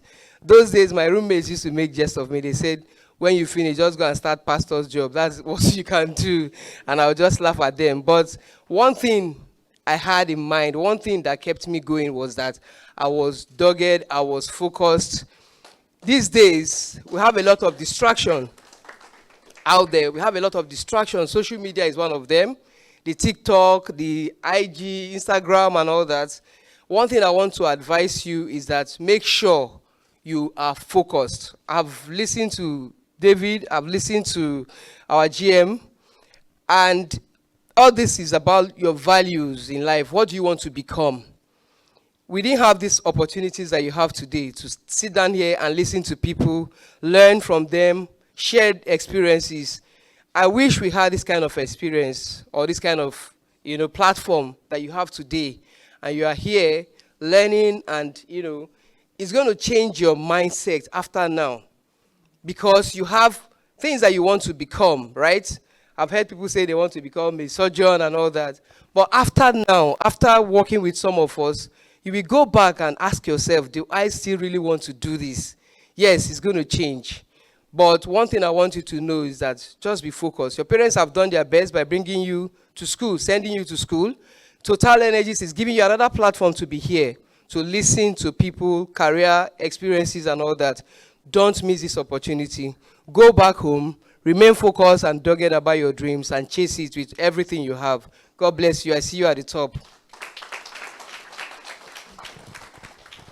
Thank you, Sandra, shop merchandiser.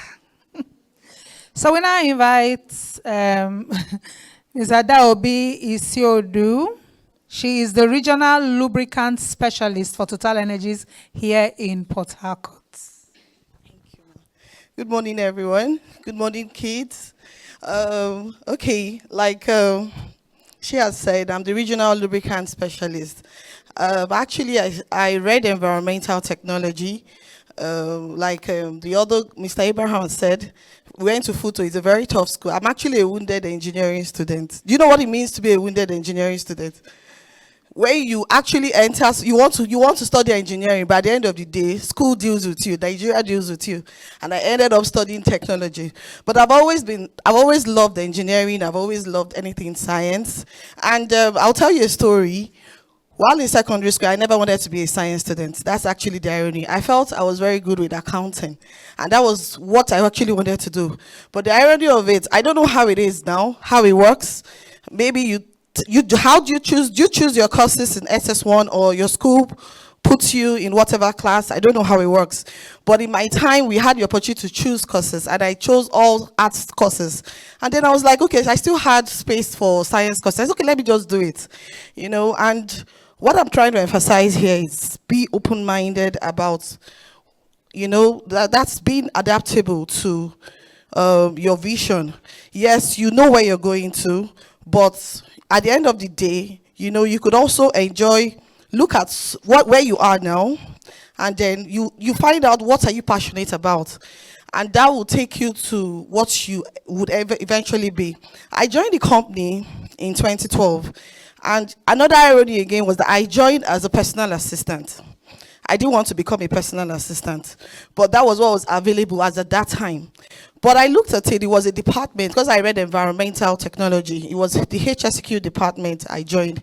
And then I just, okay, let me come here, that was what was available anyway. So I joined, and I found out that, it wasn't the way it is in Total. like one of my other colleagues said, you cross-function across a lot of things. And I found that I wasn't just a normal, what do you think a PA does? Who can tell me what a PA does? What does a PA do? Like secretary, basically. But you know, in total, that's not the way it is. You tend to go, you work across various departments and various functions, and you find out that you actually would learn a lot. You know, it exposed me to a lot about the company, that's about Total. And it actually made me know, okay, plan my career, where do I want to go? What do I want to do? What is going to be my vision with Total? And along the line, an opportunity, I wanted to join the heartbeat of the company, which is lubricants department. This is where I am today. I'm just trying to tell you how I moved from being a PA to where I am now. And I was like, okay, this is where I want to end up, because I found out that there's a lot of science going on. There's a lot of technical, you know, which is what I'm passionate about.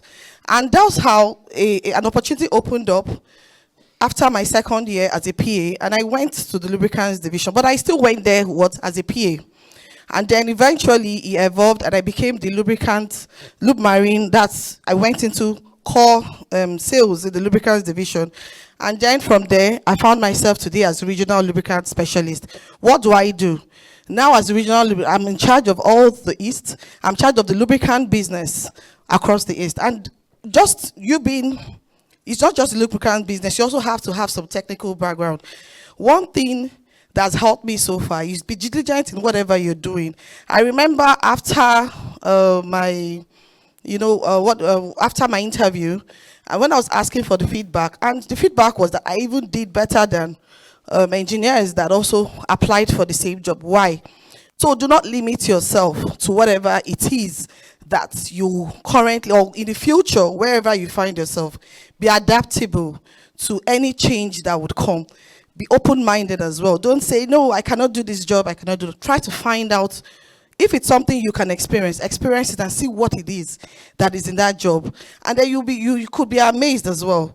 So it's when you say your career, sometimes your career, you may not, at that point in time, it may not be what you want, but at the end of the day, you still find yourself, if you're able to focus and know where you're going to, you'll be able to find yourself where you want to go to. So it's not about, sometimes you don't come out, you may not come out immediately to be a doctor, you know, all those big names we like to call. But at the end of the day, you're going somewhere. So just make sure you continue to focus on your studies. Make sure you continue to be diligent with hard work. Hard work pays.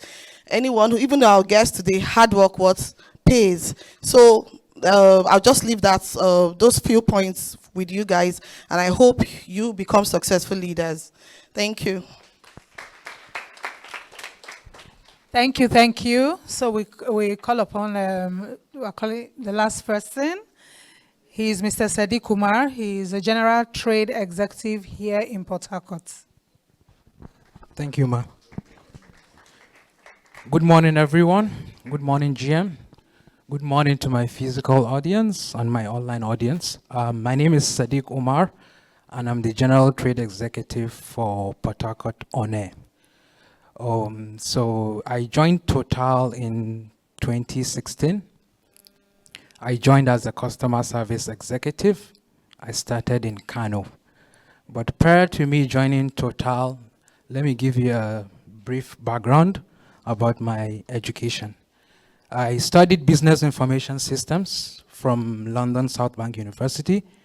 After graduation, I came back to Nigeria and I served my NYSC in Lagos State.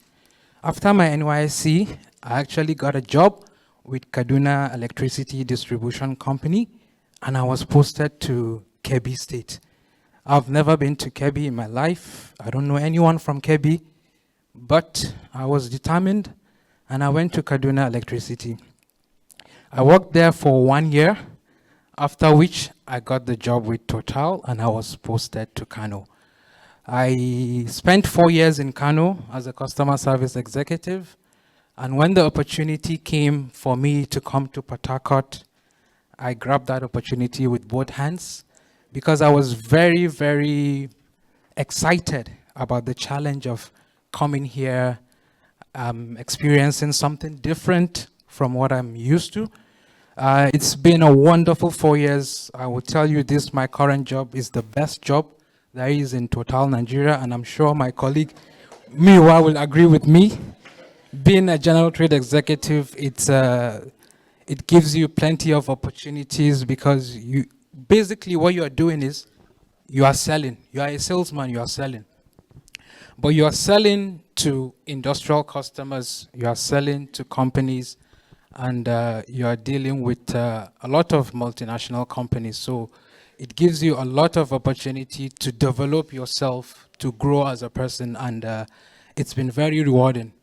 And funny thing, just this morning, I actually found out that I've been reassigned to another job role. So I'll be leaving this and I'll be going back to the north to take over a new job opportunity.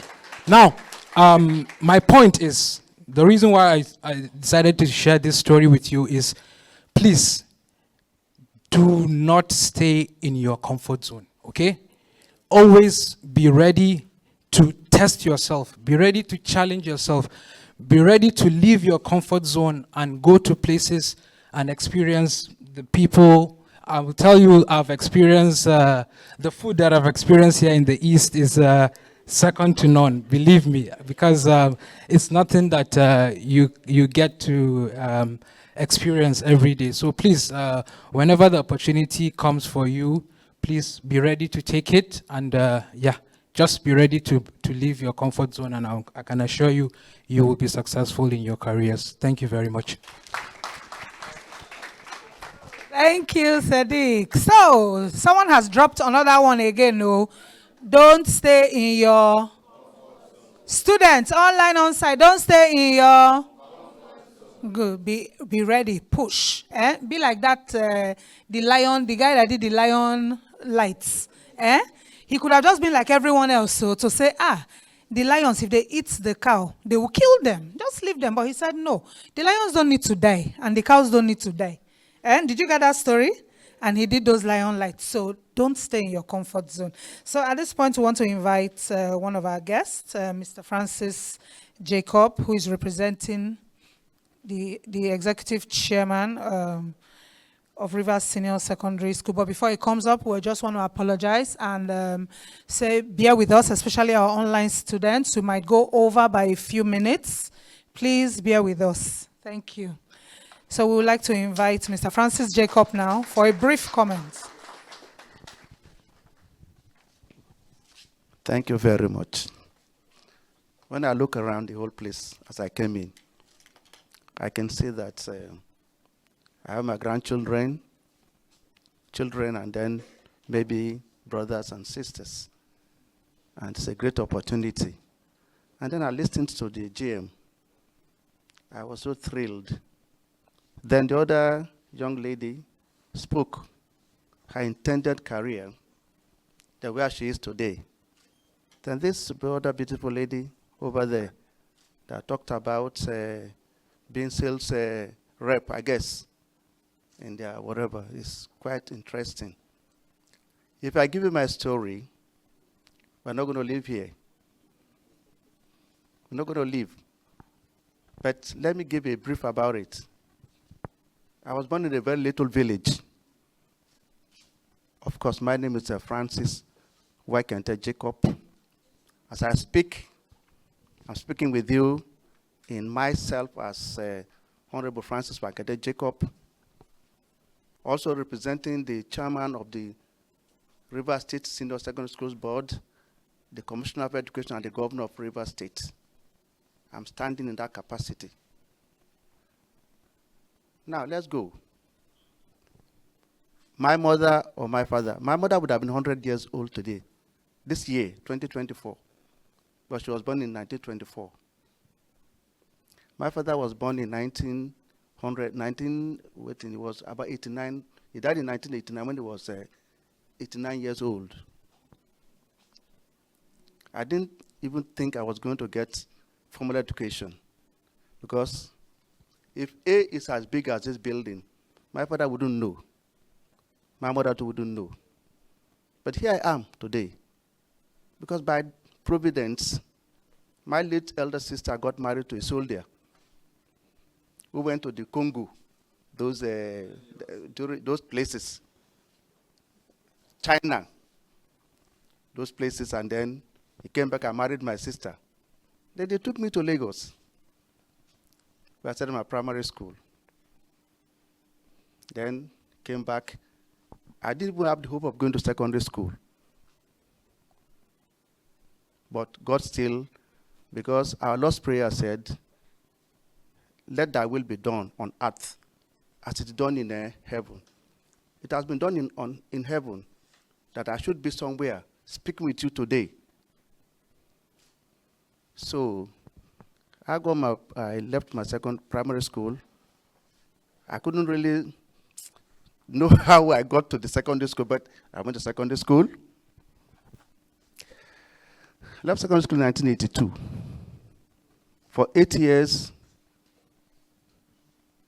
I didn't know where I was going. By 85, I was employed as a security guard at the then River State College of Education. They were calling me small security. Small security. All the lecturers there. But I had something right inside me. Me, I'm not good there for this place. So. A lot of queries. A lot of, whatever you call it, but I was determined. By 1990, I got admitted into that same college. Then, as a security guard, I said, okay, Oga, my chief security officer, let me apply to be on permanent night. But then security guard was meant for only retired military personnel. They were saying, what is this boy doing here? I'm talking to you people. What is this boy doing here? They were calling this boy. Under rain, sun, we are running 3 shifts. Morning, afternoon, and night.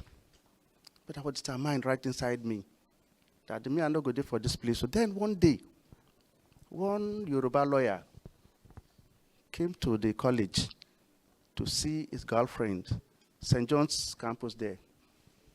When I came to open the gate, he said, hey, come. When I came, he said, what are you doing here? I said, you're not supposed to be here now. You're not supposed to be here. I saw God here.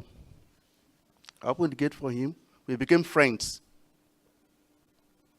Like an elder brother and a much, much younger brother. Well, by the stroke of luck, I got admitted in 1989. But that was the year my father died. So the little money I saved went for my father's burial. So the following year, I wrote JAMB, the same place. The then Archdeacon Memorial Crowder Grammar School, Elelewon, just 2 different seats. I wrote my JAMB, got admitted in 1990. I wanted to study law, but I couldn't get it, so I studied English. I graduated in 1994. And then got employed as a revenue consultant with Olushola, Adekola, and co. Moving forward, according to Mipri Silva, here I am today. I'm well published, locally and internationally. I've written several textbooks, and I'm a member of the River State Senior Secondary Schools Board. So my advice to you, you have so many opportunities. That lady said, you have so many opportunities. They were tying pure water inside waterproof, but now you have pure water all over the place. So the sky is not only your limit, but the launching pad. If I had the time, I would have given you so much, but I don't have enough time to talk to you. But for the organizers, I say thank you for bringing them to be taught, to be educated, so that don't bother whether your father is the poorest man. or your mother is the poorest woman, that if you struggle, you get to the top. Thank you very much. Thank you very much. Thank you. So at this point, we would want to make the announcement for the 100 years anniversary essay competition. You heard from the GM, where she told us that Total Energies is 100 years this year. This is our centennial year. And whatever we do, we revolve it around the 100 years. So this essay competition is going to be for schools within Port Harcourt. The schools that are represented here, that is where 100 students are going to write these essays from. I hope you're ready. And it's going to be from the topic. So that's why I kept on saying, listen, take notes, listen, take notes. So you have an opportunity of becoming a winner from any of the schools. So it's time for questions and answers. Questions and answers, you ask the questions and the answers will come. So I hope you're ready with your questions. Online participants, you've been sending your questions. Yeah, so we have your questions. So I'd like to invite upstage our General Manager, Country Services, Mrs. Adeswa Adewale. Give her a round of applause. And Mr. David Adefumilayo, the founder and director of FICO. Give them a round of applause. So they'll be taking your questions.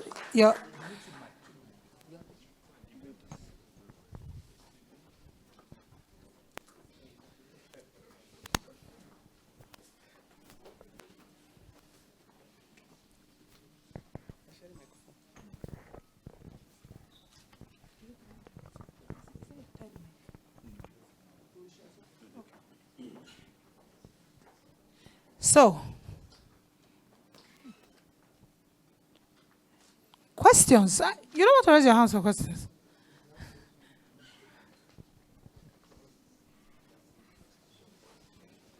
So let's take the first question. Good day, everyone. I have two set of questions for. Okay, my name is Gideon Tambai George, student of Government Senior Secondary School, Elekaya. I have two set of questions, one for the tech boss and one for your other speakers that came out talking about their job opportunities in Total Energies. The very first question is, why would our vision or our career change over time from now? Like you said, yours started changing when you were in your senior secondary, and everybody here kind of agree with you. So why would it change? And the second question is, what the speakers are trying to say is that whatever we studied now might not correlate with our job opportunities. So I'm asking, if what you are studying now does not correlate with your job opportunities, how are you going to cope? Because what you study will actually determine what you want to do. No matter what you have in your head, you have to study something too. So please, I need an answer. Thank you.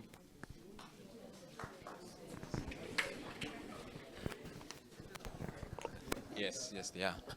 Thank you so much for that question. I like how you articulate. I don't know if people got that, but you're very confident. As a secondary school student, being that confident is something to talk about. Yeah. So first of all, okay.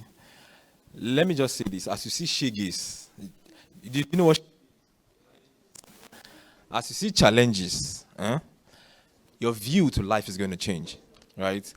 And then as you get exposure, yeah, okay, maybe to the UK or anywhere, you just see life differently and not be like, I'm not being a doctor again, I beg you. This is what I want to do. So at this point, you've not seen a lot of things.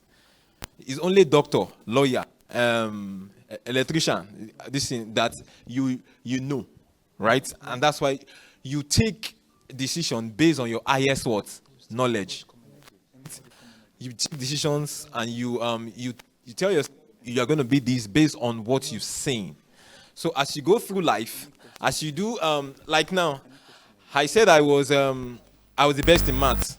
And when I went to Unilag, I said, I know maths now. I want to study chemical engineering.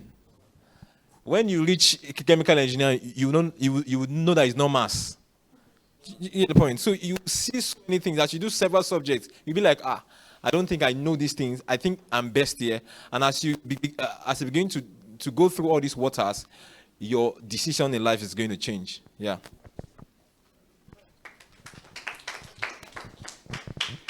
I love your question, and like you said, I love the confidence in which you asked the question was very, very clear. And I can admit that it may sound a little confusing that, so what am I reading this for then?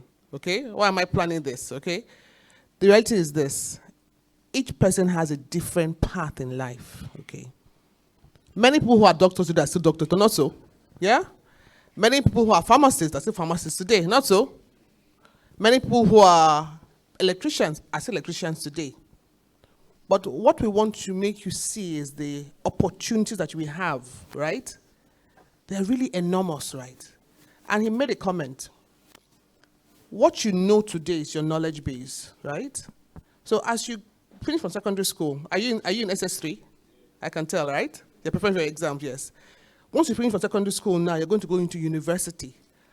Who is this? Are you the surgeon, by the way? What do you want to read? Say again? Medical biochemist. Interesting. Right. I love it. Okay? I love it. So you go there and then you experience that. Okay?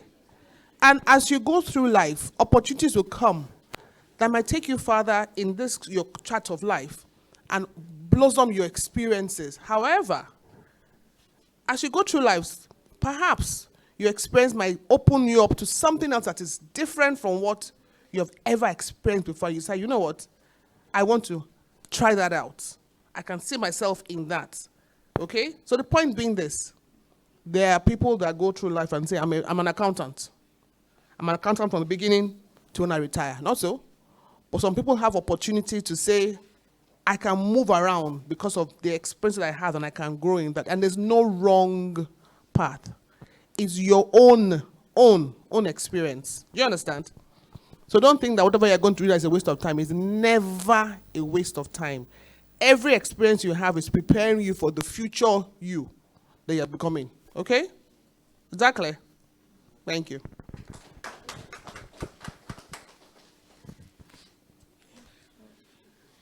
Good morning.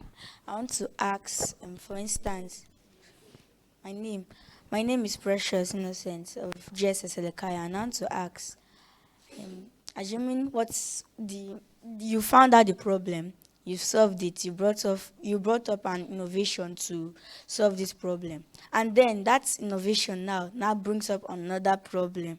For instance, according to the boy that you talked about, he brought up a way to prevent the cows from eating the lions from eating the cow. But now it has generated on that problem, because what are those lions going to eat? So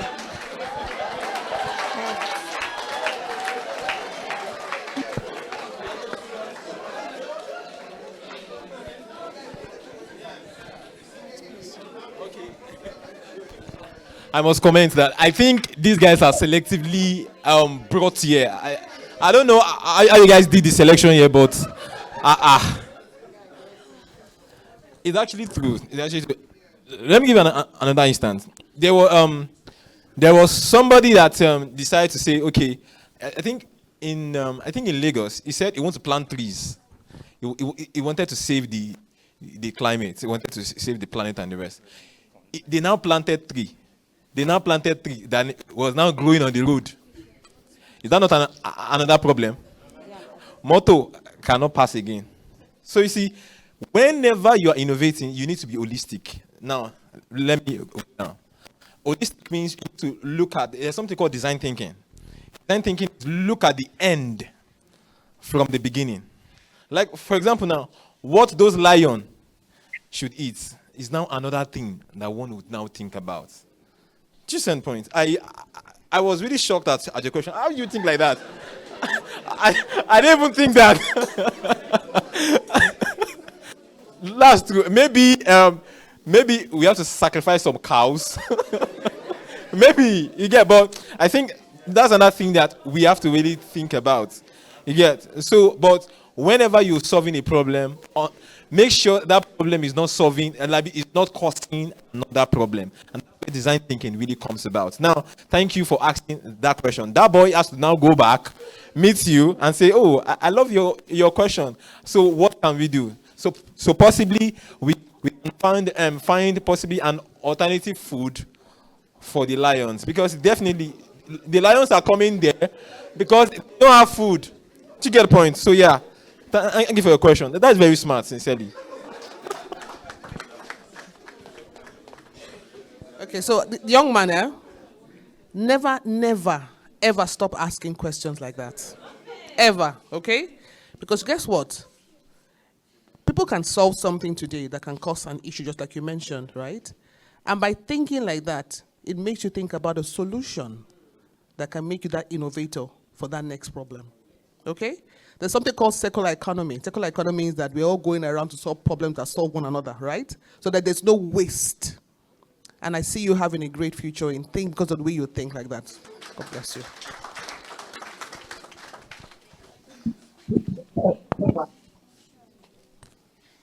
Good morning, everybody. My name is Odemene Brianna, and I'm a student of Holy Rosary College. Well, the speakers today, one of them was talking about opportunities that we have to take good use of, good use of any opportunity we have. So I don't know if I see this as an opportunity to tell you this, but I also want to let you know that I had formed a team in school, SMAC team, and we also deal with helping to sustain the environment and think of ways to create renewable energy. And fortunately, one of the teachers that escorted us is one of, she supports our team as well. So we also embarked on some project like this recycling that you were talking about that Total Energies did or established. And right now we're also embarking on another project, compost generation, whereby you also create fertilizer or manure that we're using planting trees and crops. So I'm already in my last year in school. So I want to ask is, how do I also take it further from here, leaving the four walls of my college? How do I also use it to impact the world as a whole? Let's clap for her. Keep it short and sharp. I mean, like he mentioned, I don't know whether they just handpicked the children that are here. The kind of questions you guys are asking is amazing, okay? And you talked about something, you don't know if it's an opportunity. Every experience you have is an opportunity, okay? So what you've just done now, you've taken the opportunity of this space to showcase the innovation that's going on in your school, right? And beyond this four walls here, there are people that are listening virtually, right? And people are going to hear about this going forward. So some of the things that you just said now are of interest to me personally. So for example, I'd like to know more about that because you mentioned it now, for example, okay? So you never know where what you have, what you're doing can take you. And I'm very proud to hear that in your school, you've embarked on not just one, not just two, you talked about 3 projects, am I right? That you're already expanding and learning for yourselves, and you want to say you can take it further. There are people that I hear you can talk to afterwards, okay? It might take you somewhere here, it might take you somewhere with somebody else, but keep speaking about it. Well done, well done. Thank you very much. So that, we're just taking 3 questions from one side. So online participants, yeah, you can use the raise your hand feature on your Zoom link, and you'll be unmuted. So it's fastest fingers first, the first 3 hands to be raised. We'll give you the opportunity to ask your questions.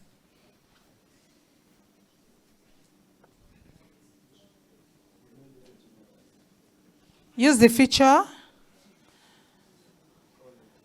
the raise your hand feature.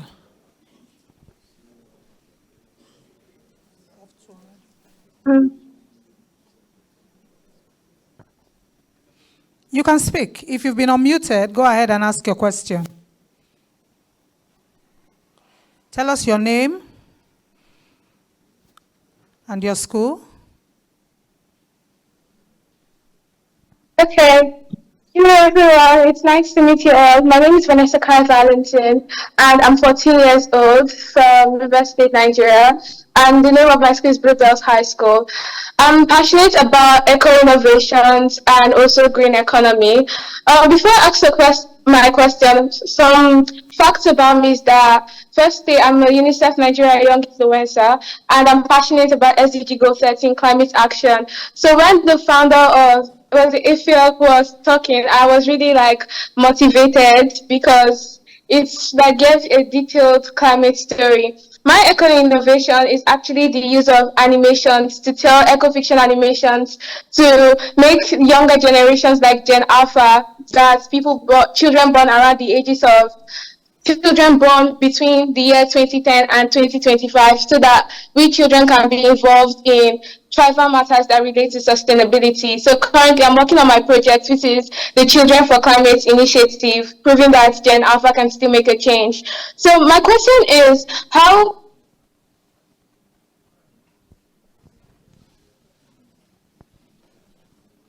Did we lose her?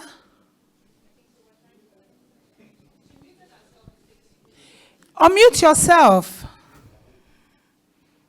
Oh, okay, sorry. Your question. My question is how can we properly put in eco innovations and social impact?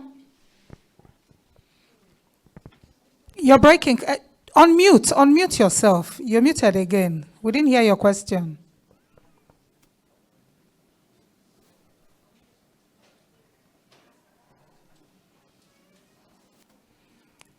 Vanessa, we can't hear you.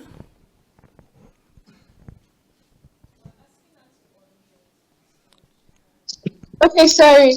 My question was about how we can use how can we use eco tech, using it to more ideas on how we can use eco tech to reduce the rate of climate denial and also inclusion of children in tribal matters that relate to sustainability. So did you get my question? Oh yes. Yes. So I must say that I'm bewildered. Because when I was 14 years old, when I was in your class, I don't even know what climate change is all about, sincerely. So this exposure this time, it means that you people will be far better than the tech boss, sincerely. Sincerely, because this small boy, I must say that you and this question, she said she's using animation to tell stories. These are the things that they are looking for globally. They are looking for things like this globally. So one thing I want to say is the fact that what you're doing, you need to see how you can scale it. And how can you scale it? I don't know the university that you're going, but I would advise that you go to a federal university or a very innovative university like Covenant University. If you want to go to private university, Covenant University or Babcock, because those are the universities that I know that can really put, they will fund your innovation. And then another thing I want to say is the fact that anything you want to study, possibly, I don't know what you want to study. If you want to study engineering, if you want to study law, if you want to study anything, I want you to take your grades very seriously. Do you know why? If you get a 2-2, I don't know if she can hear me. If you get a 2-2, you will be limited. You will be limited because one of the best ways one of the KPIs in which people test young people, climate leader, grades. I don't know if you've seen opportunities where they will say unless you have if you have 5 credits, if you have 2-1 or first class before you can apply. I can tell you that several people who, because they didn't have good grade, they were limited. So anything you are doing, animation to tell story, don't let it distract you from what you're doing in terms of your academics. Take your academic very seriously.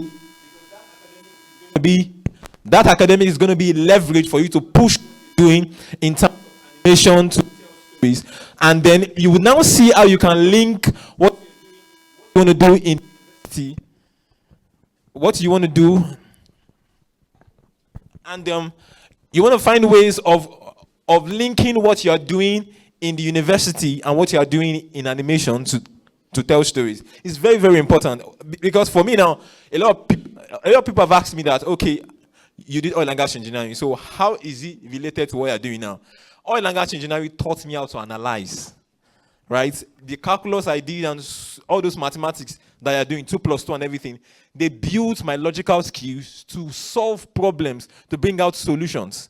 So what I'm saying, what I'm saying is the fact that you will get opportunities, but do not let your academics to be a limitation to the opportunities that you're going to get. So if you want to go to university, do so well in your JAM, enter the university, do well in your CGPAs and everything, and also be pushing out what you're doing in terms of animation, and you see that the sky is going to be your limit. So the sky will be your starting point, I mean to say. Thank you.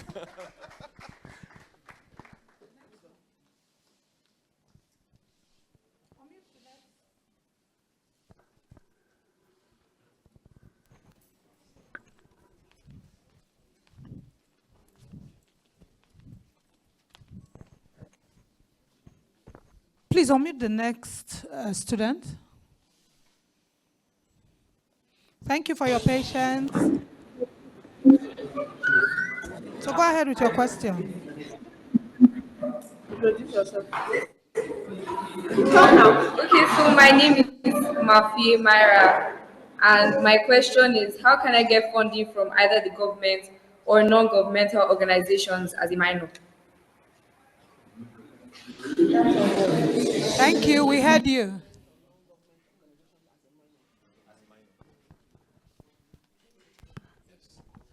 So I will just answer it very shortly. So there are lots of fundings. In fact, the fact that you're in secondary school is an opportunity to even get funding, because if the government see that you have you are very young and you can actually do stuffs, there are several fundings that you can actually leverage. I don't know if I will be able to send you guys some links. I don't know how I'll be able to do that.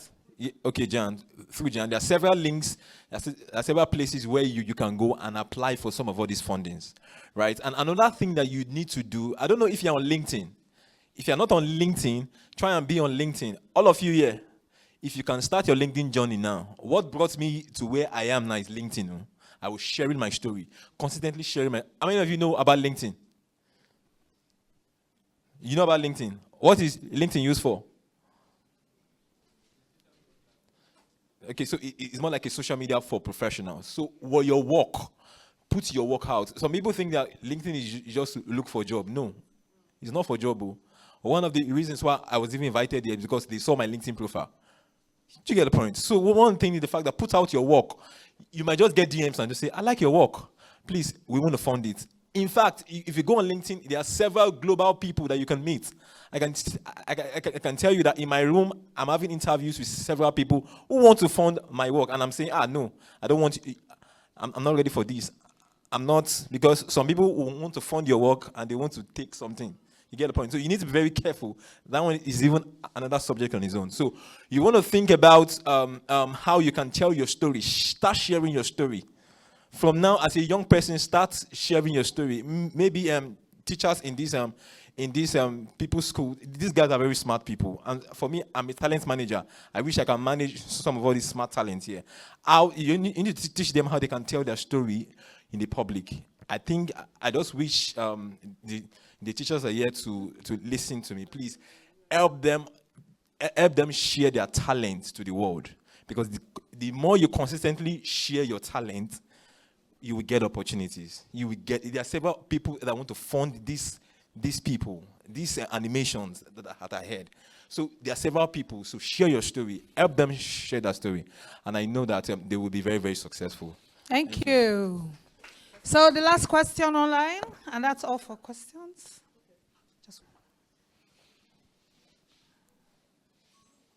Are we ready?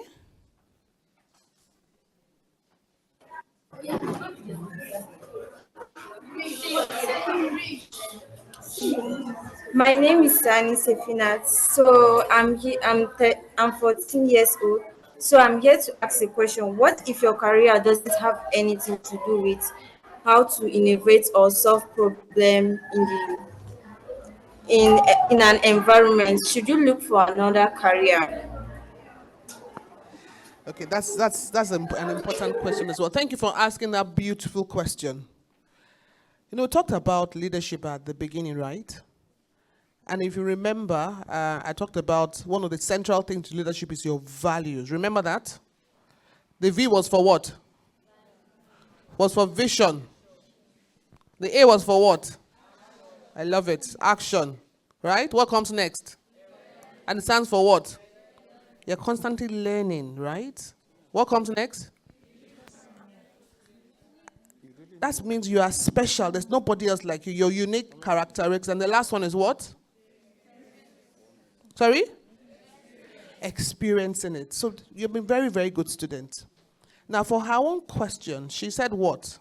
Right? Do you have to change, right? She said that. Yeah. Aha. The thing about the life is that there are many things around us, this ecosystem that we are living in. It's a beautiful space of the world, right? Everybody cannot do one job. You agree with me? Each person has to find their own role to play. And I believe that in our own little way, because of the way we are working as a unit globally for sustainability, everybody has a role to make sure that the world is safe for us, not just for today, but for the future of tomorrow, right? Innovation does not mean that you have to be a tech box. You understand? All the time. Everybody cannot be tech box, right? Everybody can have a FICO. But there may be 10 like tech bosses doing different things, right? But then we have doctors that are doing innovative things, am I right? That are solving problems of health problems, am I right? So there are different spaces. If you look at our industry, Total Energies, one of the things that we are involved in is looking for how we can make energy cleaner and sustainable to protect our environment.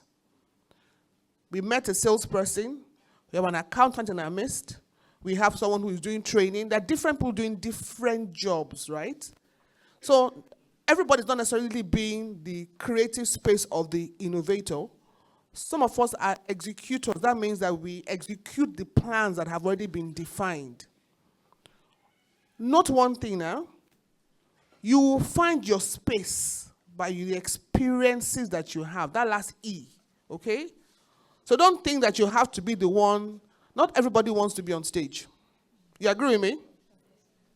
Does everybody want to be on stage with the flashlights? Some people dwell in that. That is what they desire. Some people are the back end people. Like, as we're doing this work here, you can see the beautiful people that are managing all those machines, right? To make us be able to connect, right? With those people. Are they less important than me that I'm sitting down here? Certainly not. Everybody has a role to play, and the world is big enough for you to find your space. So find your space, be comfortable in it, but above all else, be the best version of yourself that you can be. Don't limit yourself. Be that best person, whether it's at the back end or the front end. And we know that every single child here that's listening to us today will do exceptional things for themselves, for their country, and for the world. Thank you very much. Thank you. Thank you. Thank you, GM. Thank you, Mr. Davis. So that brings us to the end of this session, the question and answer session. Thank you. So we would, at this point, invite Mr. Cosmos Aniago. He is the Regional Retail Manager for Total Energies here in Port Harcourt, to give us the vote of thanks.